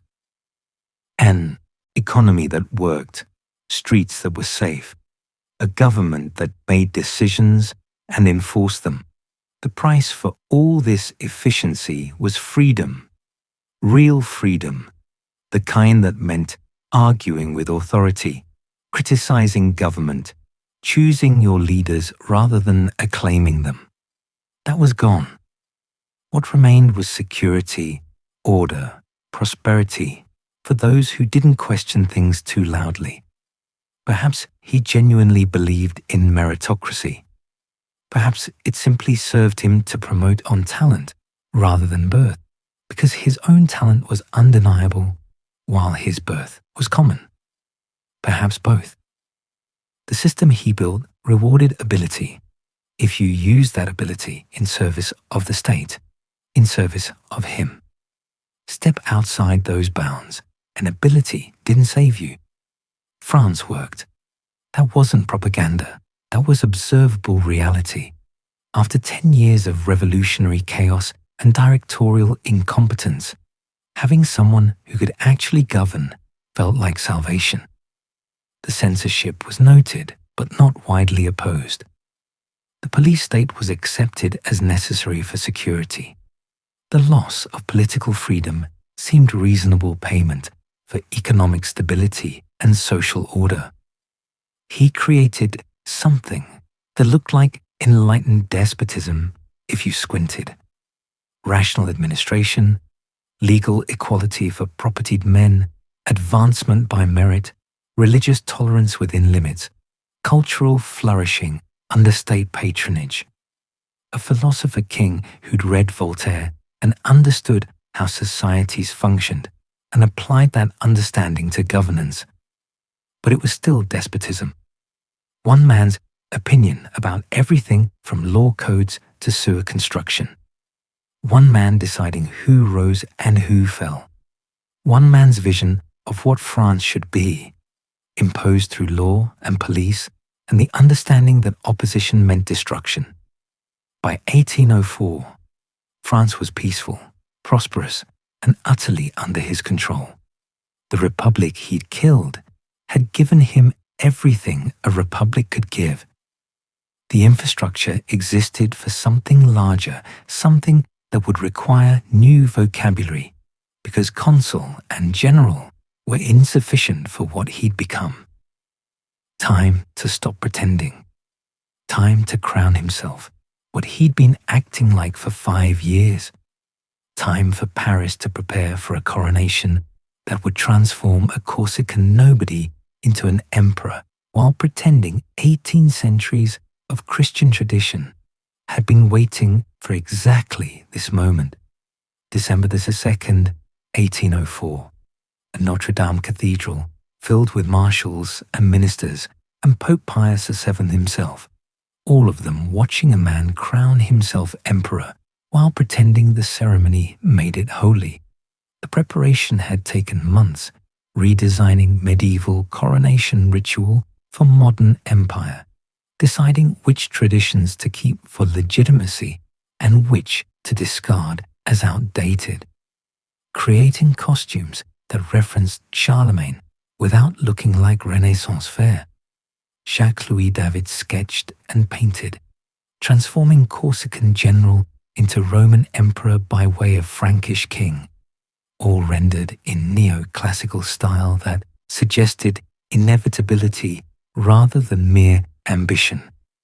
The crown itself had been specially made, not the actual crown of Charlemagne, which was locked away in Aachen and anyway belonged to a different empire, but something that looked appropriately ancient and sacred while being entirely new.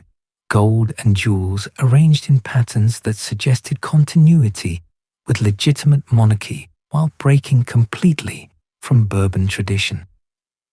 Pope Pius traveled from Rome for the occasion, not because he approved particularly, but because being part of the coronation gave the Church leverage it couldn't obtain through opposition. He blessed the proceedings, anointed the emperor-designate with holy oil, played his role in sacred theatre that was more theatre than sacred. Then came the moment everyone remembered afterward. Napoleon took the crown from the altar himself, not from the Pope's hands, as tradition required, but with his own hands, placing it on his own head while the Pope watched and blessed and understood his role was witnessing rather than conferring authority. The gesture said everything. Not crowned by church or God or hereditary right, self-crowned through achievement and will, and the particular logic that said extraordinary talent deserved extraordinary position regardless of birth. The Pope could bless it afterward, but the power came from within, from victories and administrative genius, and the simple fact of having seized what others merely inherited. Josephine knelt before him. He placed a smaller crown on her head, making her empress. She was 41, beautiful still, but aging, and they both knew the succession problem loomed. No children together. Her children from her first marriage didn't count for imperial inheritance. Eventually, he'd need an heir, which meant eventually he'd need a new wife. But for now, she was empress, crowned in Notre Dame, elevated from widow of guillotined aristocrat to consort of self-made emperor. The symbolism operated on multiple levels simultaneously. The setting was Notre Dame, where French kings had traditionally been crowned, connecting new empire to old monarchy. But the ritual was rewritten, revolutionary principles dressed in imperial costume. The form was medieval, the content was modern. A military dictator becoming hereditary emperor through popular acclaim, supposedly expressed via plebiscite, blessed by church authority that served rather than sanctified. The cost was enormous. Millions of francs for ceremony when France was preparing for renewed war. But the investment wasn't in the ceremony itself. It was in the mythology being constructed, the transformation of Corsican general into legitimate ruler of a hereditary empire. Money spent on coronation was money invested in making the unthinkable seem normal, the revolutionary seem inevitable. The empire itself was explicitly not a kingdom. Kingdoms were old regime, feudal, based on accident of birth. This was empire, based on merit and achievement, and revolutionary principles carried forward by military genius. The contradiction, hereditary empire based on merit, was resolved through sheer insistence that Napoleon's extraordinary talent had earned the right to found a dynasty. His heirs wouldn't inherit talent, but they'd inherit the system he'd built, which was close enough for constitutional purposes. His brothers and sisters became royalty overnight. Joseph was made a prince. Louis likewise. Sisters became princesses. The Bonaparte family, minor Corsican nobility, who'd fled their island as refugees barely a decade earlier, were now imperial dynasty. They handled it with varying degrees of grace. Some embraced grandeur. Others found the elevation uncomfortable. All of them understood they served at Napoleon's pleasure and could be unmade as easily as made. But crowning yourself emperor doesn't make you emperor of anything beyond France. Europe still had actual emperors, Austrian and Russian, with centuries of legitimacy and armies to back it up. Britain remained implacably hostile. Island fortress, protected by navy and treasury, deep enough to fund continental coalitions indefinitely. War resumed in 1805. Inevitable, really. Britain and France couldn't coexist. Either French hegemony on the continent or British naval supremacy preventing it. No middle ground.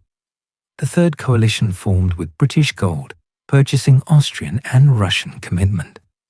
Sweden joined. Even Naples contributed troops. The plan was simple. Multiple armies converging on France from different directions. Too many fronts for even Napoleon to defend simultaneously. He responded by building the Grande Armée. Not just an army, but a military system designed for sustained offensive operations across vast distances. 200,000 men organized in corps of mixed infantry, cavalry, and artillery that could fight independently or combine for major battles. Each corps was self-sufficient, capable of engaging enemy forces, while other corps maneuvered for advantage. The training was obsessive. Drill, discipline, coordination between arms, artillery positioned to support infantry advances, cavalry screening movements, and exploiting breakthroughs, supply systems that could sustain rapid marches without collapsing, medical services that could process casualties and return men to service, staff work that coordinated multiple corps across hundreds of miles. This wasn't just a large army. It was a military machine engineered for victory through system rather than hoping for it through courage. The original plan was invading Britain. Flat-bottomed boats massed on the Channel coast, armies positioned for embarkation, everything waiting for the French and Spanish fleets to control the Channel long enough for the crossing. Then Admiral Nelson destroyed the combined fleet at Trafalgar in October 1805. The British Navy remained supreme. Invasion of Britain was impossible. The boats were abandoned. The Grande Armée marched east instead. Austria had mobilized first, expecting to coordinate with Russian armies arriving from the east. Napoleon moved before coordination could happen. The campaign opened with strategic masterpiece. Austrian General Mack commanded 50,000 troops based at Ulm, positioned to threaten eastern France. Napoleon marched around him, multiple corps converging from unexpected directions, cutting Austrian communications and supply. Within 3 weeks, Mack was surrounded without having fought a major battle. The Austrian army surrendered in mid-October. 30,000 prisoners, hundreds of guns captured. Entire strategic position collapsed. The Grande Armée had destroyed an army through movement and position rather than combat. The Austrians learned that warfare had changed, that static defense meant nothing against enemies who moved faster than messengers could report their positions. Vienna fell by November. The Austrian emperor fled, but the Russian army was approaching. 60,000 veterans who'd marched across Poland, expecting to link with Austrian forces that no longer existed. They met Austrian survivors and together formed a combined army of 80,000, significantly outnumbering Napoleon's forces in the region. Other French corps were scattered across Europe, securing communications and suppressing resistance. For once, he faced enemy superior in numbers. He chose the battlefield, Austerlitz in Moravia, hills on the right, marshland to the south. Enough room for large armies to deploy, but with terrain features that could be exploited by commanders who understood geometry and psychology. He spent days positioning troops, ordering reconnaissance, calculating how the enemy would react to perceived weakness. December 2nd, 1805. Exactly 1 year after the coronation. The anniversary was noted in dispatches, adding mythological weight to what followed. 3 emperors present on the battlefield. Napoleon of France, Alexander of Russia, Francis of Austria. The battle of the three emperors, though only one would leave victorious. Napoleon deliberately weakened his right flank, making it appear vulnerable. The Allied commanders saw the weakness and attacked it with most of their force, trying to roll up the French position. They committed to the assault, pouring troops into what they thought was decisive breakthrough. Then the sun rose through morning fog, the sun of Austerlitz, as it would be called, burning away mist to reveal French positions hidden overnight. The weak right wasn't weak, it was bait. While Allied forces attacked there, Napoleon struck their center with concentrated force, cutting their army in two. What seemed like Allied victory became encirclement. What seemed like French weakness became tactical brilliance.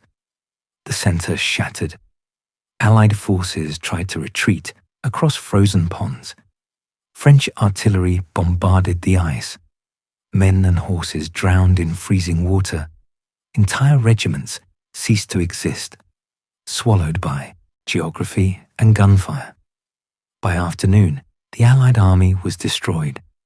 15,000 dead, 20,000 captured, the survivors fleeing in disorder. French casualties were relatively light.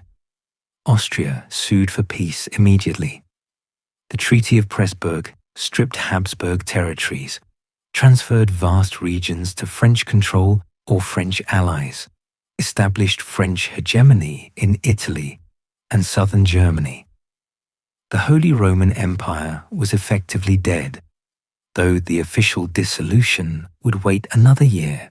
A political structure that had existed for a millennium was erased because one emperor could move armies faster and fight battles better than enemies using outdated methods. Russia retreated east, hurt but not destroyed. Alexander had learned what Austrian generals already knew. Conventional warfare didn't work against Napoleon. New methods would be needed. But for now, Russia was withdrawing from European conflicts, licking wounds, rebuilding. Europe was prostrate. Prussia remained neutral but frightened. Spain was allied but subordinate. Italy was divided into French puppets and occupied territories.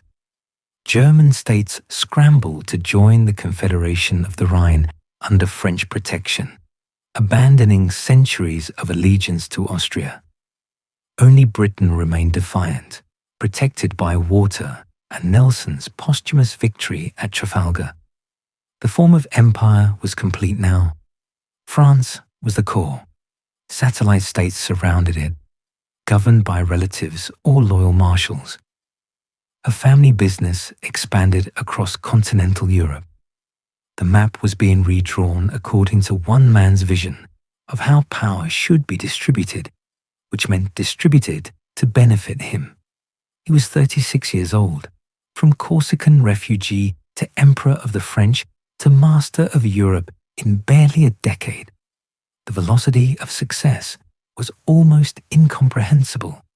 Nations that had existed for centuries were being reorganized according to principles developed by someone who'd been born a nobody in a backwater island. The outsider child had become the insider of insiders, defining who belonged and who didn't across a continent. Not through birth, because his birth was common. Not through democracy, because democracy had been strangled in republican costume. Through military genius applied systematically. Through administrative talent deployed obsessively. Through understanding that power flows to whoever holds guns and knows how to use them with mathematical precision. From Corsica to Paris to Notre Dame to Austerlitz, every step had been impossible. Every step had happened anyway. And now Europe had been remade in the image of one man's ambition, whether Europe wanted it or not. The question wasn't whether he could conquer any more. That question had been answered at Austerlitz, where 3 emperors entered the field and one left victorious while the others fled. The question was whether conquest created anything stable, whether military genius translated to sustainable governance, whether empires built on one man's brilliance could survive the limits all men eventually meet. But in December 1805, with Europe defeated and Britain isolated, those questions seemed theoretical at best. He'd accomplished what seemed impossible. Why would limits apply to him? October 1806, and Prussia's army, the finest in Europe by reputation, learned that reputation dies faster than infantry when facing artillery science and corps-level coordination. Frederick the Great had been dead 20 years.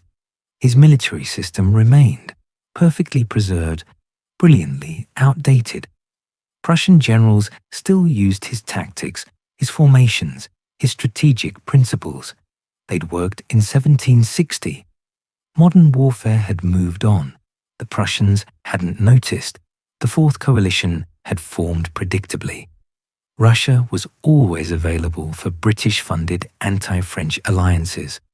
Sweden contributed troops nobody particularly wanted. Prussia, finally convinced that French hegemony threatened its survival, mobilized an army that looked magnificent on parade grounds and had never faced forces that moved like Napoleon's Grande Armée.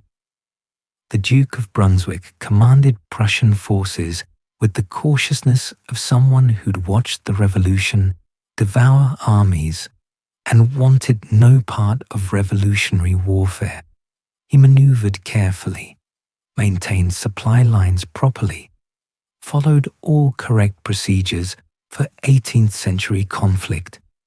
Everything he did was right according to principles that had stopped mattering around the time the Bastille fell. Napoleon didn't maneuver carefully. He divided his army into corps that moved independently along parallel routes, covering more ground faster, concentrating when battles required, and dispersing when they didn't. The Prussians never knew where the French were until bayonets appeared from unexpected directions.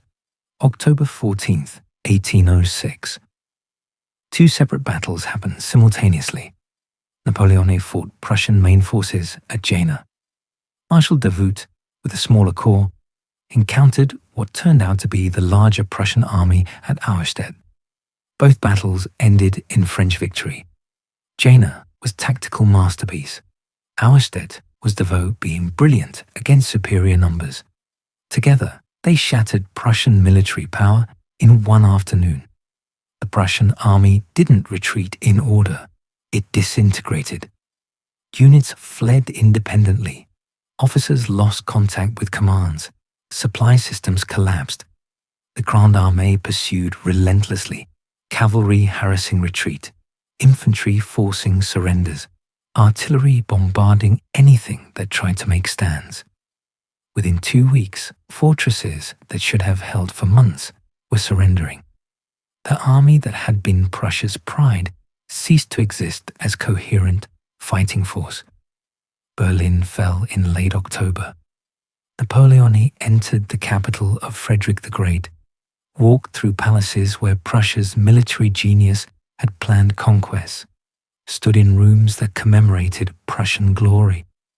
He took Frederick's sword and sent it to Paris. The symbolism was efficient. Old military, genius bowing to new. From Berlin, he issued the Berlin Decree, November 21st, 1806. Britain was to be strangled economically since it couldn't be invaded militarily. The continental system was born. Every European port under French control or influence would close to British trade. Britain depended on continental markets for exports and imports. Cut those markets and British economy would collapse.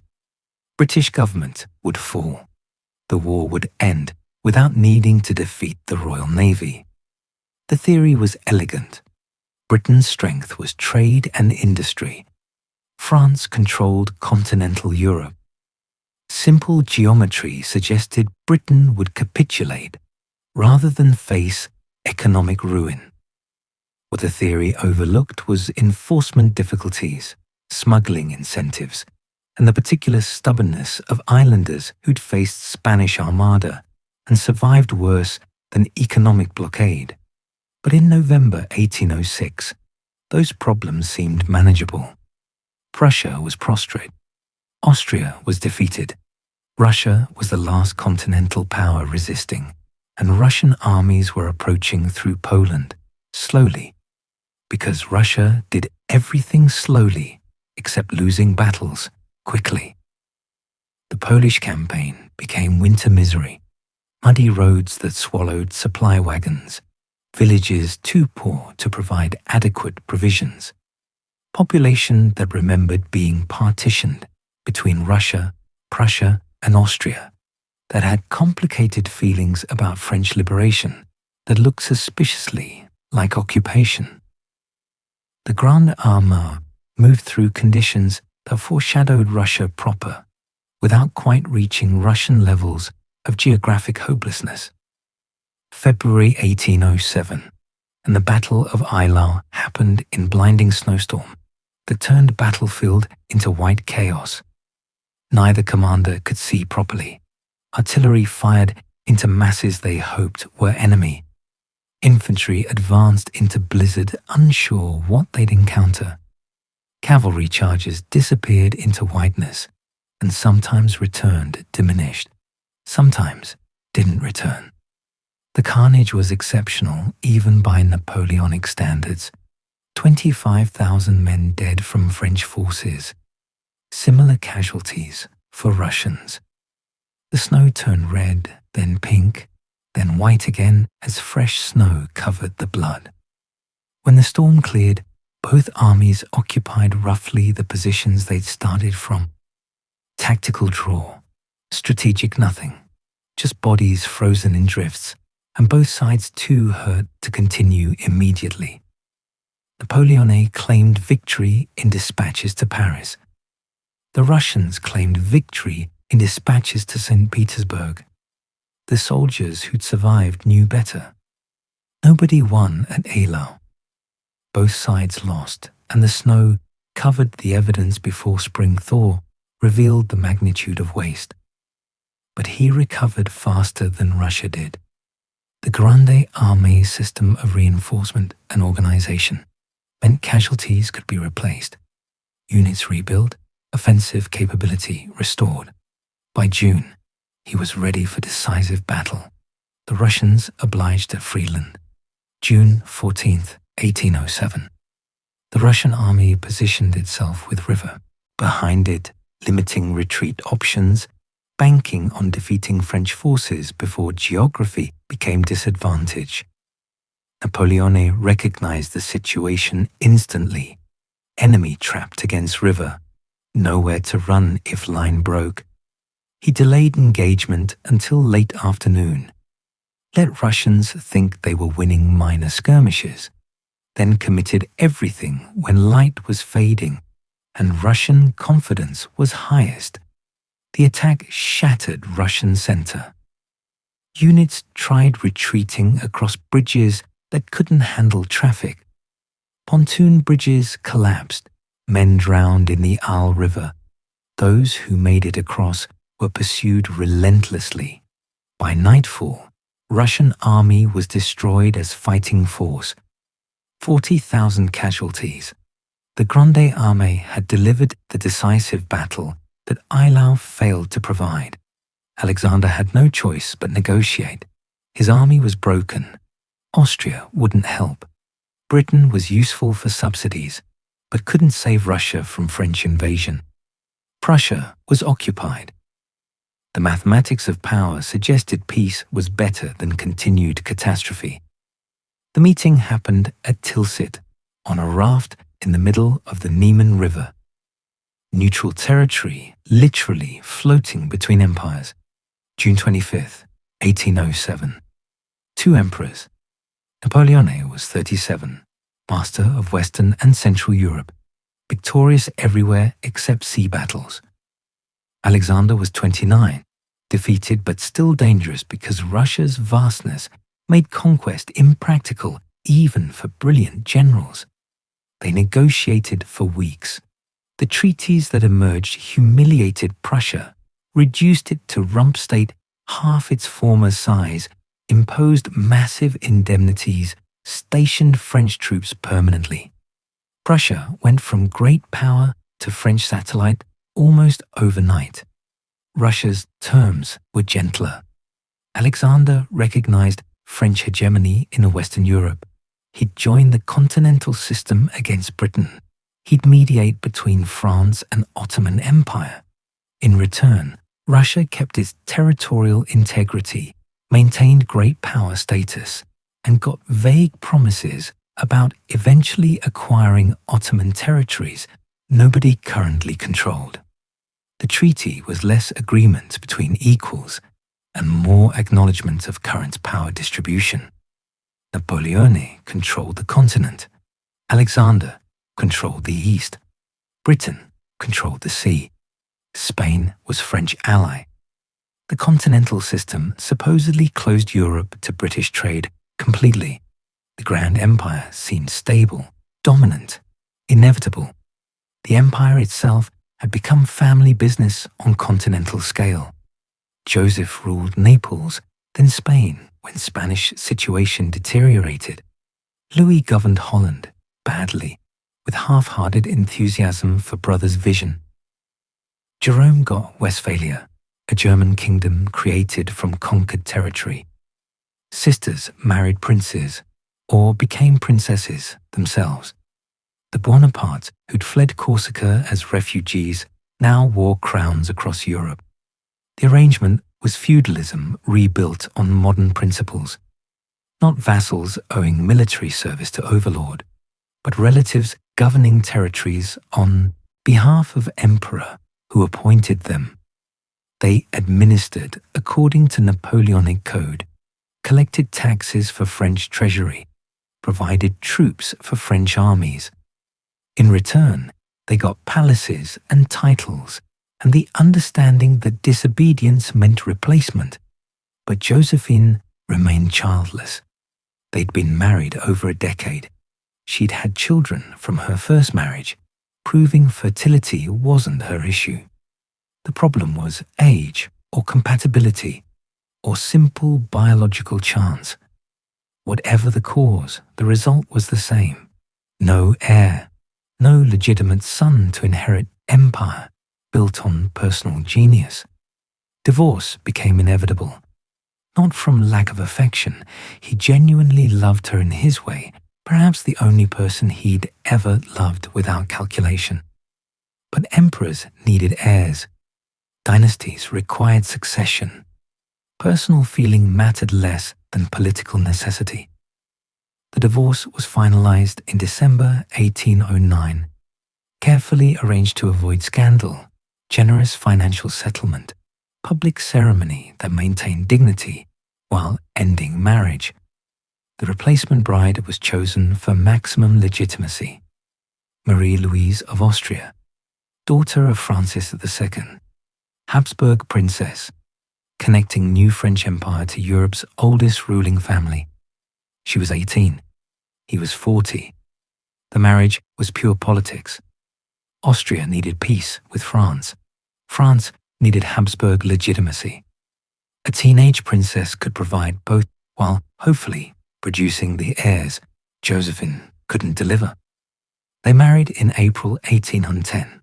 Within a year, she'd given birth to a son, Napoleon Francois, Charles Joseph Bonaparte, the King of Rome, as he was titled immediately, heir to French Empire, grandson of Austrian Emperor, living proof that Corsican nobody could marry into Habsburg dynasty and produce legitimate successors.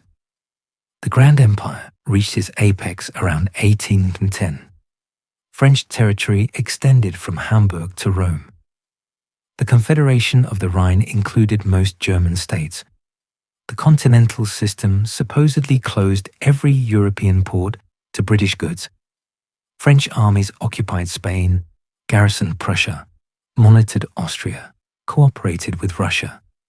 Only Britain remained hostile, and Britain was isolated on its island, unable to intervene effectively on continent.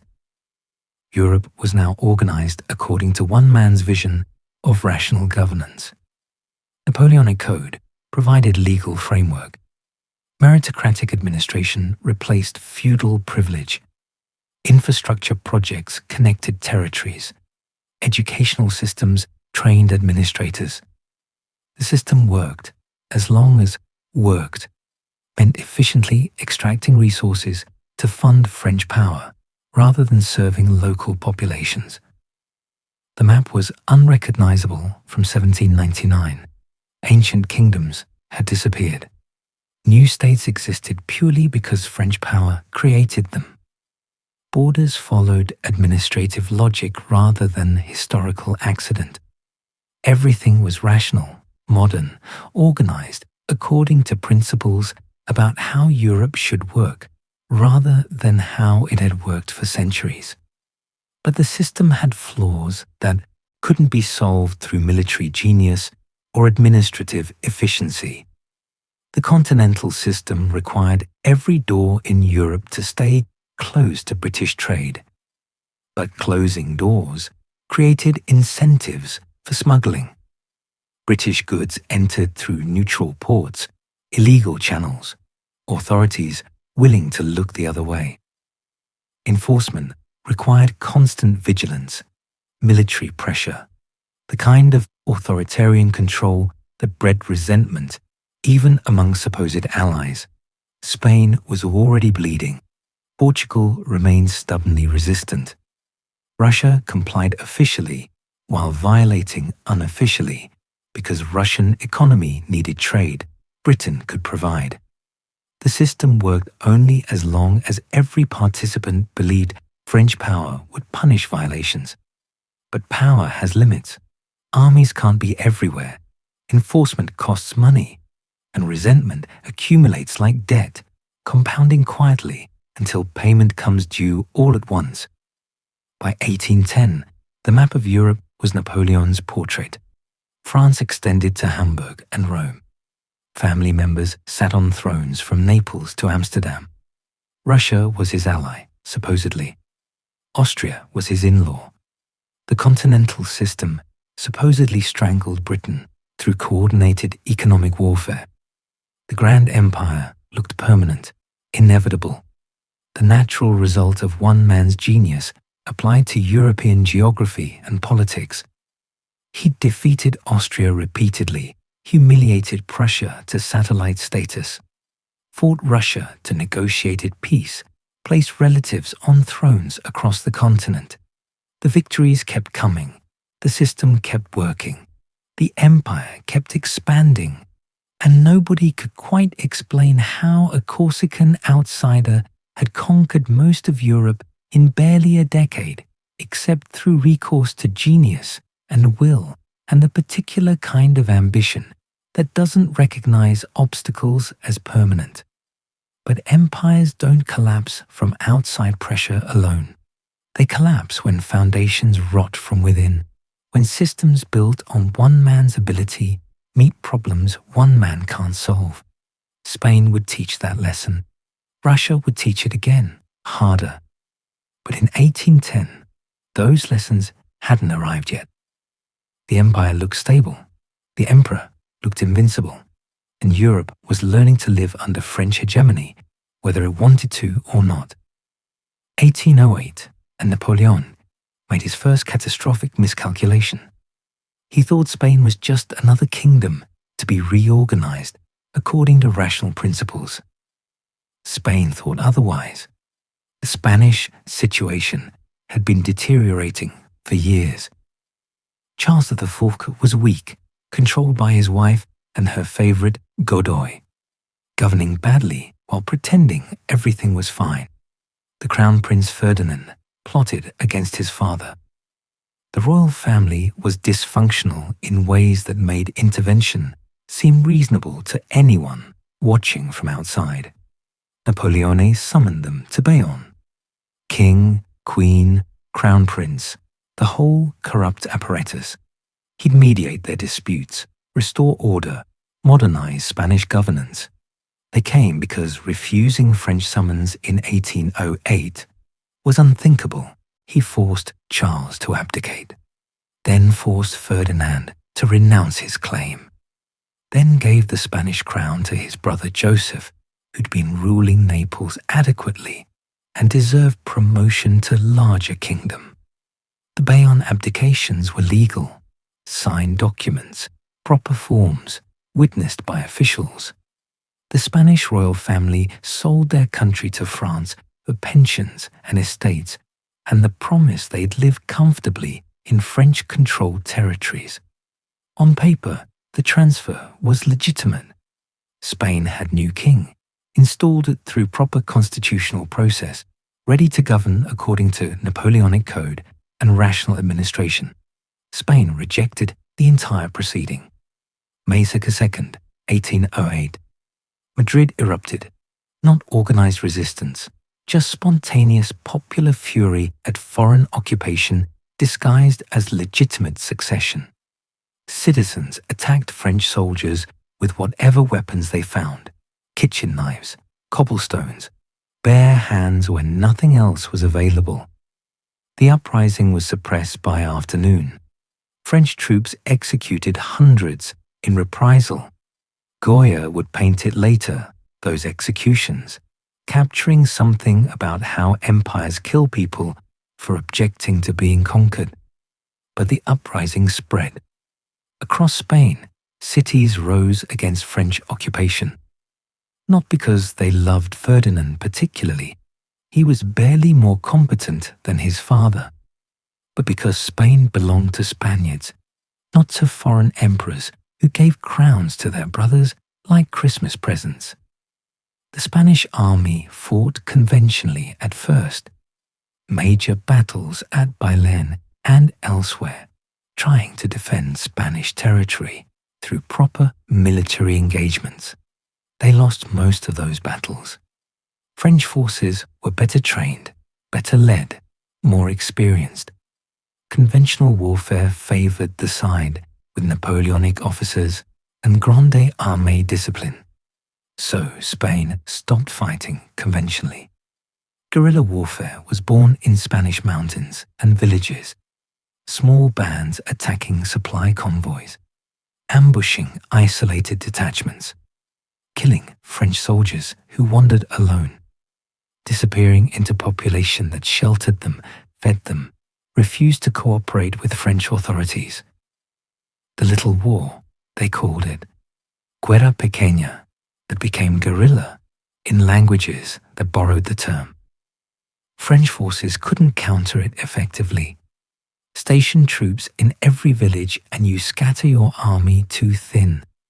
Concentrate forces and guerrillas control the countryside. Execute civilians for harboring resistance, and you create more resistance. Show mercy and appear weak. Every option led to worse problems. The conventional tactics that worked everywhere else in Europe meant nothing against enemies who didn't wear uniforms, didn't hold territory, didn't fight battles that could be won through superior artillery and cavalry coordination. The violence spiraled into horror on both sides. Guerrillas tortured, captured French soldiers, leaving bodies displayed as warnings. French forces burned villages suspected of harboring resistance, executing anyone who couldn't prove innocence. The war became personal, vicious, the kind of conflict where distinguishing civilians from combatants was impossible, because civilian women carried food to guerrilla men who were their sons and husbands. Then Britain intervened. Wellington landed in Portugal in 1808 with professional army and instructions to support Spanish resistance. Portugal was allied with Britain, had been for centuries, provided bases that threatened French position In Iberia, the French tried expelling British forces and failed. Wellington understood defensive warfare in ways that turned Portuguese mountains into fortifications. The Peninsular War became ulcer that wouldn't heal. French armies in Spain numbered over 300,000 at peak. 300,000 soldiers who could have been fighting in Germany or Poland or anywhere else France needed military force.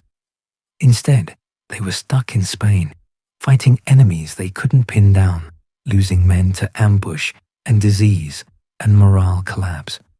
Napoleon went to Spain personally in late 1808, led campaigns that pushed British forces back, retook Madrid, restored Joseph to throne. He won every battle he fought personally. Then he left for other crises, and everything he'd won immediately started dissolving. The guerrillas resumed.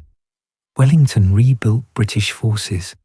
Spanish resistance continued as if French victories had been theatrical performances with no lasting effect. Here's what he didn't understand. Nationalism was more powerful than military genius. Spanish people didn't want rational governance according to Napoleonic code. They wanted to be Spanish, governed by Spanish rulers, however incompetent. The code meant nothing if it came with foreign occupation.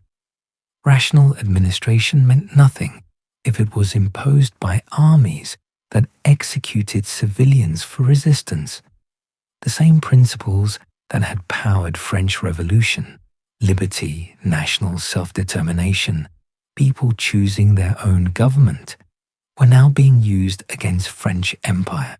Spain was fighting for exactly what France had fought for in 1789. The irony was lost on Napoleon, who saw Spain as backward and irrational, needing French enlightenment, whether Spaniards wanted it or not. His marshals commanded in Spain with increasing frustration.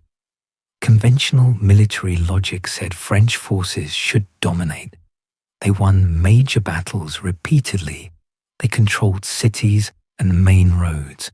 But controlling cities meant nothing when the countryside was hostile. Roads were safe only with heavy escorts. Messages between garrisons had to travel with armed convoys. Every valley might hide guerrillas. Every village might be friendly or deadly depending on which week it was. The British Army under Wellington provided professional opposition that pinned French forces in defensive positions. When French armies moved to eliminate guerrillas, Wellington threatened their rear. When they turned to fight Wellington, guerrillas cut their supply lines. The two forms of resistance, professional British Army and irregular Spanish guerrillas, worked together without coordination, creating problems French forces couldn't solve through any combination of tactics. By 1810, Spain was consuming resources France couldn't spare. 300,000 troops, vast sums for supply and operations, officer talent that could have commanded elsewhere, and gaining nothing. Joseph's government existed only where French bayonets protected it. Spanish resistance continued. British presence remained. The situation was stalemate at best, slow bleeding at worst. Napoleon called it a sideshow. Secondary theatre, while main events happened in Eastern Europe. But 300,000 troops made it the largest French military commitment anywhere. Officers sent to Spain called it punishment duty. Soldiers died of guerrilla ambush, disease, misery. Marshals who'd won glory in Germany and Austria found themselves frustrated by enemies who wouldn't stand and fight proper battles that French forces could win. The war produced atrocities that damaged French reputation across Europe. Stories of French brutality in suppressing Spanish resistance circulated widely. Goya's etchings showed the horror: executions, starvation, civilians caught between armies, the particular misery of occupation warfare. French forces weren't uniquely cruel. Guerrilla conflict brings out the worst in all participants. But they were the occupiers, which made their cruelty strategic mistake as well as moral failure. Spain taught lessons Napoleon refused to learn. That military genius couldn't solve political problems. That occupation created resistance, however enlightened the occupation claimed to be. The people would fight harder for national self-determination than for any abstract principle of rational governance. That victories in battle meant nothing if they didn't translate to political settlement. He'd conquered kingdoms across Europe. Spain consumed armies without being conquered. He defeated professional forces from Austria, Prussia, Russia. Spanish guerrillas and British army in defensive positions proved impossible to defeat decisively. He'd reorganized German states and Italian territories according to rational principles. Spain rejected rationality and organized itself around nothing except hatred of foreign occupation. By 1812, the Spanish ulcer had been suppurating for 4 years. French forces still held major cities. Joseph still theoretically ruled. But the countryside belonged to guerrillas. The British remained in Portugal, threatening French positions.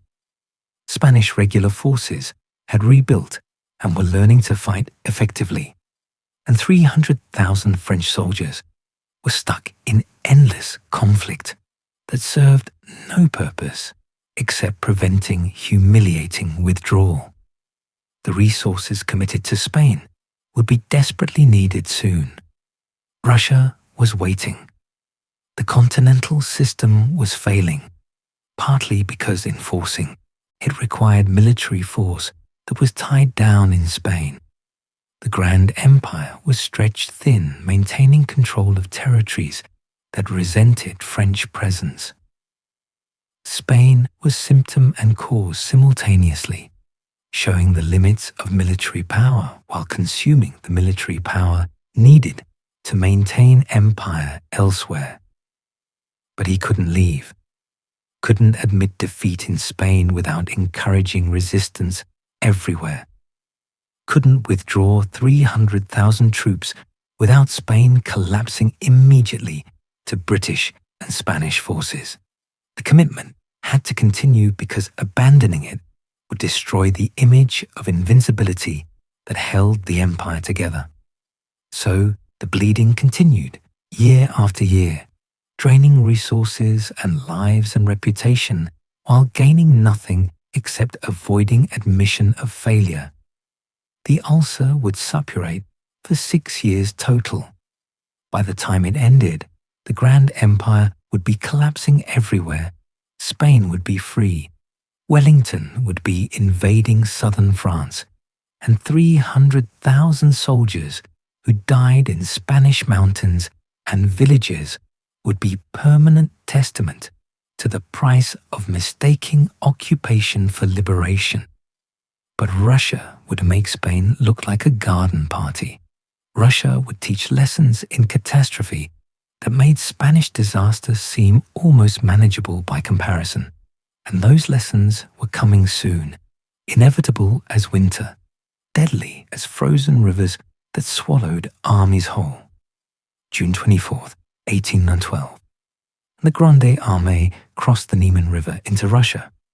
It was the largest army Europe had ever seen. By winter, it would be the largest graveyard. 600,000 men, French, Germans, Poles, Italians, Dutch. Every nationality under French control or influence, conscripted or volunteered or simply caught in the machine that turned populations into military force. The supply train stretched for miles. Thousands of wagons carrying food, ammunition, medical supplies, everything an army needed for extended campaign in hostile territory. The strategic situation demanded action. Russia had broken the continental system, trading with Britain through Baltic ports, undermining the economic warfare that was supposed to strangle British power. Alexander claimed necessity. Russian economy couldn't survive without trade Britain provided. Napoleon saw it as betrayal requiring punishment. Either Russia submitted to French hegemony, or it would be invaded and forced to submit. But invading Russia was different from invading anywhere else in Europe. The distances were incomprehensible. From border to Moscow was farther than from Paris to Vienna. The population was sparse. Villages couldn't supply large armies. The roads were terrible, turning to mud with rain, dust in dry weather, never quite adequate for moving 600,000 men and their supplies. Russian strategy was retreat, burn everything, leave nothing for French forces to requisition. Every barn, every storehouse, every field of grain. If the French wanted to march to Moscow, they'd march through devastation, carrying everything they needed on wagons that couldn't keep pace with advancing army. The Grande Armée moved into emptiness. Villages were abandoned before French scouts arrived. Storehouses were fired. Wells were poisoned or filled. The Russian armies pulled back whenever French forces approached, refusing battle, destroying everything behind them. The strategy was ancient. Scythian had worked against invaders for millennia. Trade space for time. Let geography and logistics destroy what battles couldn't. By August, the army had covered hundreds of miles and gained nothing except casualties to heat, disease, desertion. Horses died by thousands, overworked and underfed. Supply wagons broke down on roads that weren't really roads. Soldiers went hungry because provisions couldn't reach forward units. The army was shrinking without fighting major battles, consumed by the campaign itself. Napoleon needed decisive engagement, needed to destroy Russian army in battle that would force Alexander to negotiate. Couldn't afford to keep marching deeper into Russia while his forces evaporated through attrition. Victory required battle. The Russians refused to provide one. September 7, 1812. Borodino. Finally, the Russian army stood and fought. General Kutuzov had decided Moscow required defending, or at least that defending Moscow's approaches would satisfy honor and politics, even if it didn't make strict military sense. He positioned 130,000 men across strong defensive terrain, built earthwork fortifications, and waited for French attack he knew would come. Napoleon had 130,000 available for battle after months of casualties, equal numbers. But French forces were exhausted from the march, sick, underfed, far from home. Russian forces were defending homeland, supplied adequately with short lines of communication.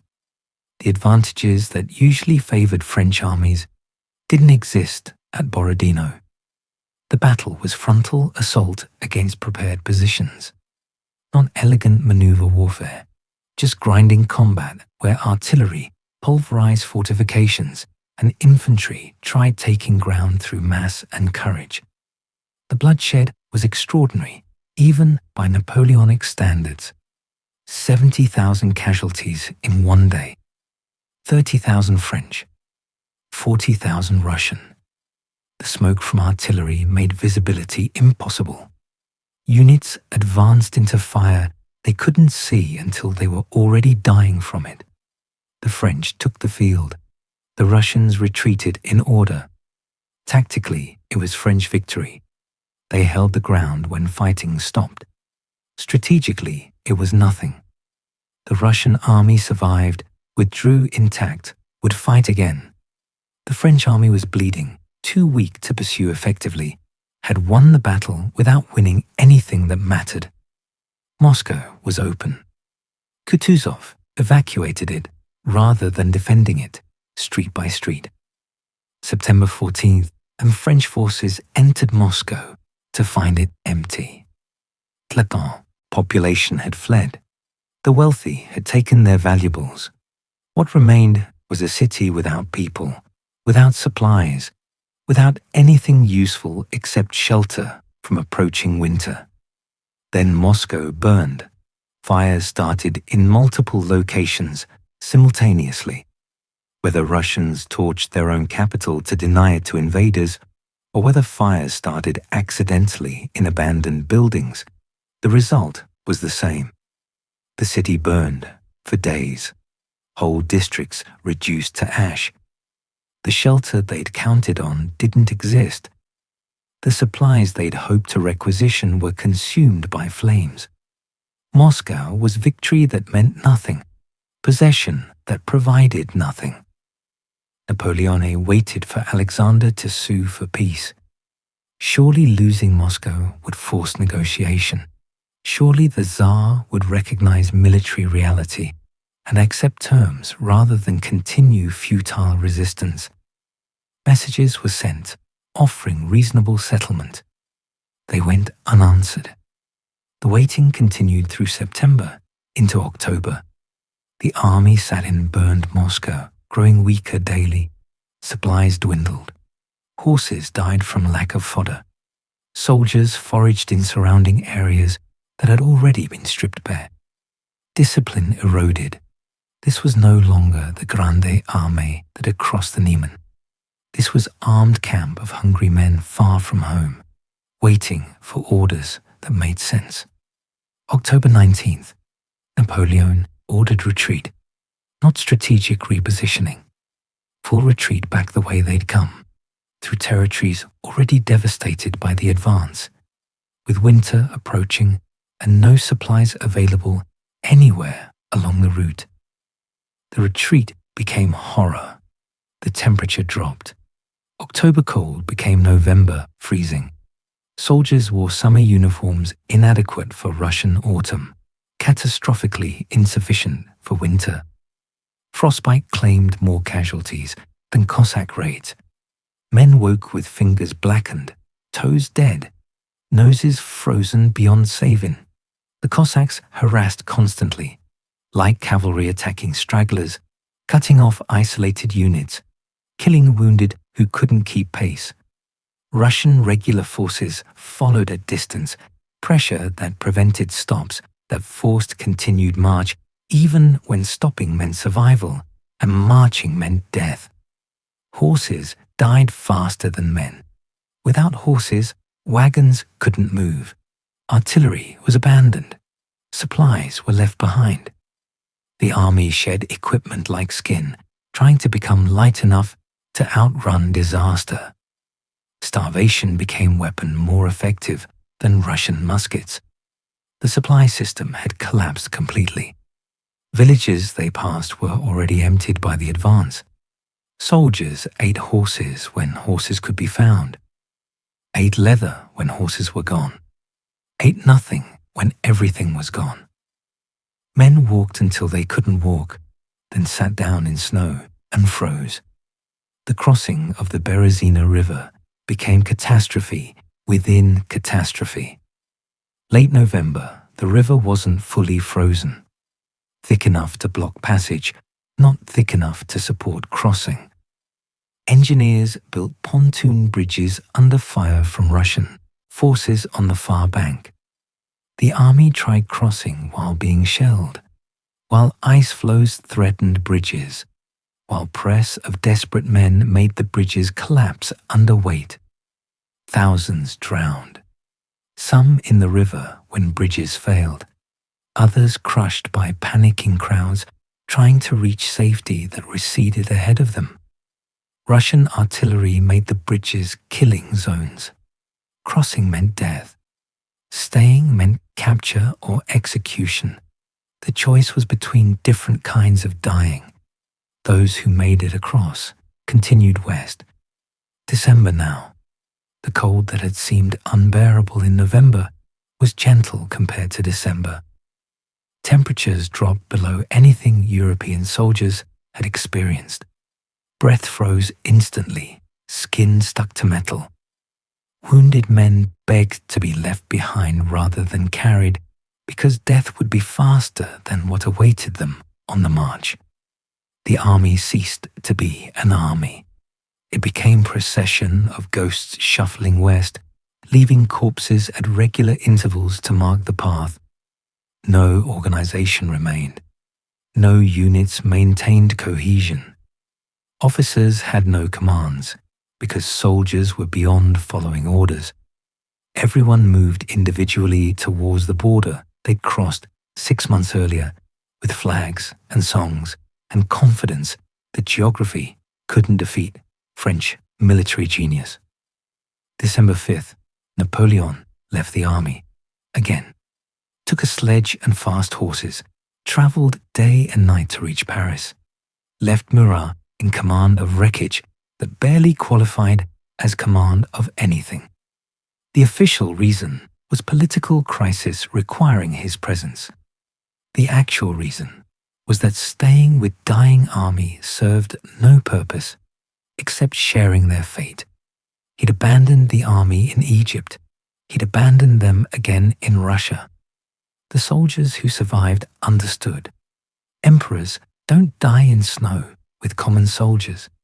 Emperors go home to raise new armies, write proclamations about glorious campaign temporarily interrupted, prepare next stage of conflicts that never quite end. The final count was catastrophic beyond military disaster. From 600,000 who crossed into Russia, perhaps 40,000 made it back in condition to fight. Some had deserted, some had been captured. Most were dead, frozen in snow or killed in retreat, or simply consumed by the magnitude of attempting what geography wouldn't allow.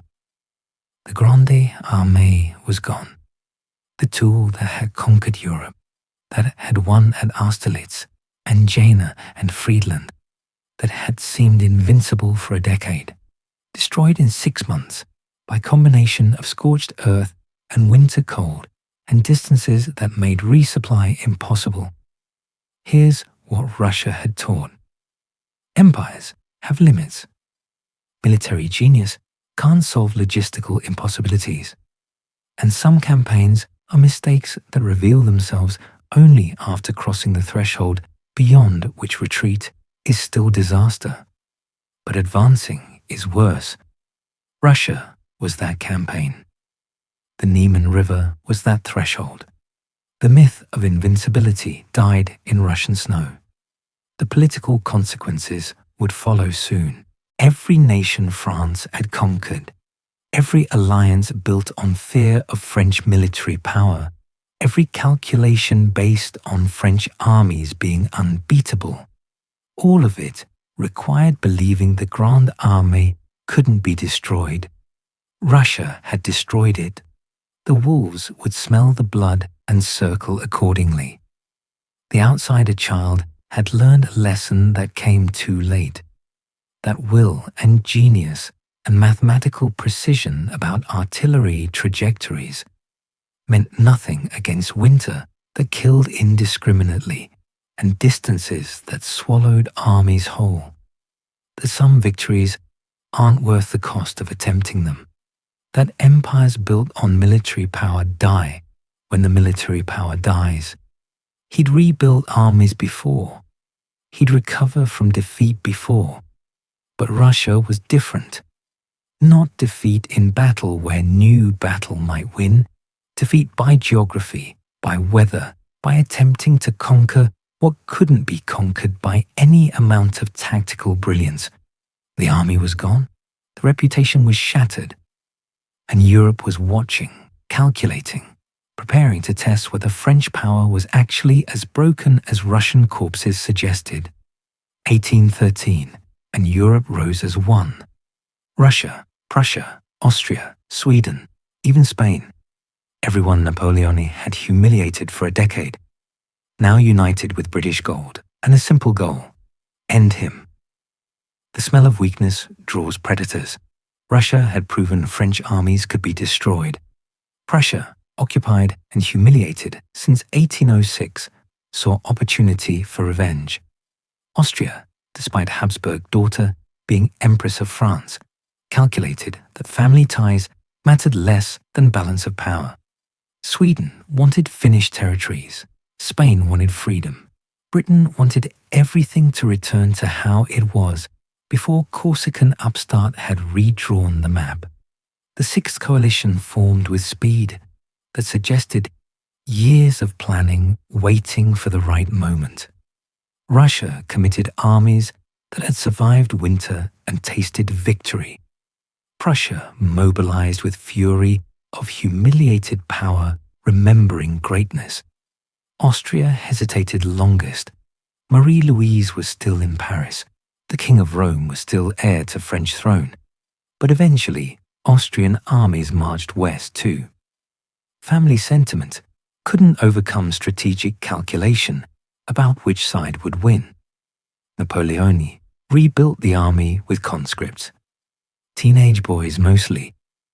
The veterans had died in Russia or Spain or previous campaigns. These replacements knew how to march and shoot, but lacked the experience that made the Grande Armée grand. They were brave. They obeyed orders. They died quickly against professional Austrian and Prussian and Russian forces that had learned from previous defeats.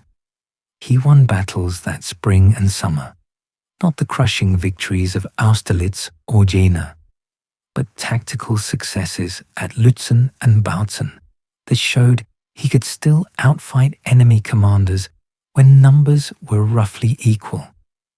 The old genius remained. The army it depended on didn't. The problem was arithmetic. He could win individual battles, but couldn't be everywhere simultaneously. The coalition learned from Russia. Don't concentrate forces where Napoleon is present. Hit everywhere else. Make him chase between crises. Exhaust him through geography, rather than direct confrontation. Eventually, the numbers would favor the side with more soldiers and more time. An armistice was offered in June, supposedly for peace negotiations. Actually, to give coalition time to coordinate better and Austria time to join officially. Napoleon accepted because his army needed rest and his strategic position was deteriorating. The pause benefited his enemies more than him. When fighting resumed in August, he faced overwhelming numbers on multiple fronts. October 16th, 1813, Leipzig, the Battle of Nations.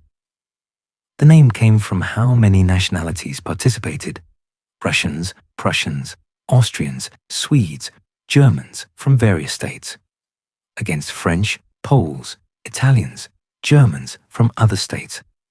Half of Europe fighting the other half on terrain that couldn't accommodate the armies trying to maneuver across it. 360,000 coalition troops, 190,000 French and allies. The largest battle in European history up to that point. 3 days of combat across front lines stretching for miles. Artillery fire that could be heard in Berlin.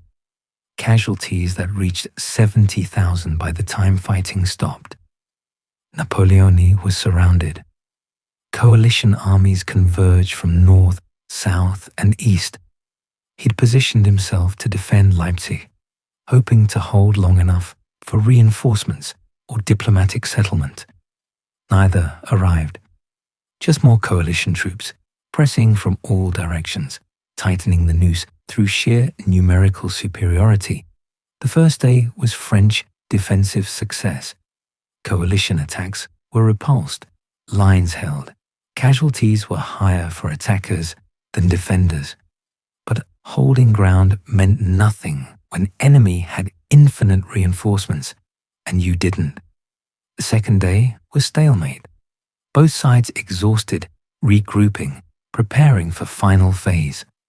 Saxon troops in French service defected to coalition side during the battle. 30,000 men switching sides mid-combat, suddenly attacking their former allies. The defection barely changed outcomes. French were losing regardless, but it showed how brittle alliances became when fortunes turned. The third day was retreat. Napoleon ordered withdrawal across the single bridge spanning the river west of Leipzig. One bridge for 170,000 men trying to escape. The bridge was blown prematurely by a panicked engineer who thought coalition forces were closer than they were. Thousands of soldiers were trapped on the wrong side, captured or killed trying to swim the river. The retreat continued west through Germany. Coalition armies pursued but cautiously, remembering that wounded animals with teeth still bite. Napoleon fought rearguard actions, preserved most of his army, crossed back into France by November with maybe 70,000 soldiers still, organized enough to be called an army. France itself was being invaded from multiple directions. Spain in the south, where Wellington's forces had finally broken French resistance and were crossing the Pyrenees. Germany in the east, where coalition armies followed the retreating French. Italy in the southeast, where Austrian forces reclaimed territories they'd lost years earlier. The Grand Empire was collapsing from all edges simultaneously. The campaign of France in early 1814 showed Napoleon at his tactical peak, outnumbered 3-1, fighting defensive warfare on French soil. He won a string of victories through brilliant maneuver and concentration of force at critical points. Champaubert, Montmirail, Château-Thierry, Vauchamp. Small battles where he defeated larger forces through speed and superior positioning. But winning battles changed nothing strategically. The coalition had more soldiers than France had population. Every French casualty was irreplaceable. Every coalition loss was replaced from Russian or Prussian or Austrian reserves. Mathematics favored the side that could lose and keep coming. His marshals were exhausted. The soldiers were conscripts too young to remember French glory, old enough to want surviving over victory. Paris was threatened. The coalition offered terms. France reduced to natural frontiers. Napoleon could remain emperor, but must renounce all territories outside France proper. He rejected the offer, probably should have accepted it, didn't. The coalition marched on Paris. Napoleon tried reaching the capital before they did, failed. March 31st, 1814. Paris surrendered. The city he'd beautified, that he'd made into imperial capital, opened its gates to Russian and Prussian troops rather than endure siege. His marshals had seen enough. They'd followed him from Italy to Egypt to Prussia to Russia to Germany. They'd won when winning was possible. Now winning wasn't possible. Now they had families and estates and lives they wanted to live. The empire wasn't worth dying for anymore. They met at his headquarters in Fontainebleau. They spoke for the group. The army wouldn't follow anymore. The war was over. Time to abdicate for France's sake. He raged at them, called them traitors, reminded them of everything they owed to him. They listened and stood firm. The army was done. He could go to Paris alone if he wanted. The marshals were staying in Fontainebleau, and they weren't marching on Paris. He was 44 years old, emperor for 10 years, master of Europe for most of that decade. Now his own commanders were refusing orders, telling him reality he didn't want to hear. April 6, 1814. He signed abdication documents, not conditional abdication, complete renunciation of thrones of France and Italy for himself and his heirs. the Empire of France would continue under someone else. He'd be exiled to Elba, tiny island off Italian coast, would retain title of emperor, but would govern 6 square miles instead of 600,000. That night, he tried suicide, took poison he'd carried since Russia, dose meant to kill quickly if capture was imminent. Either the poison had degraded, or he changed his mind mid-attempt.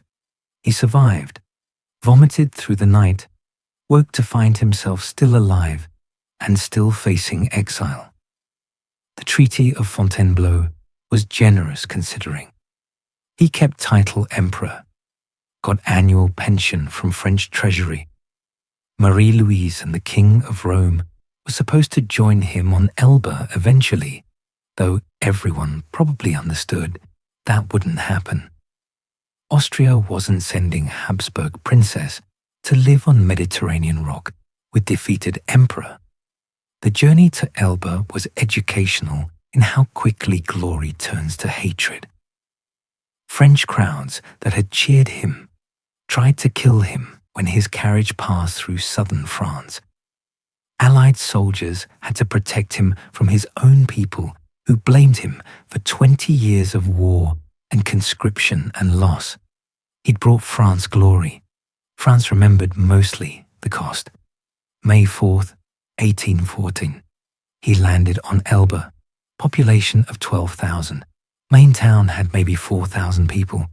The island produced wine and iron and not much else.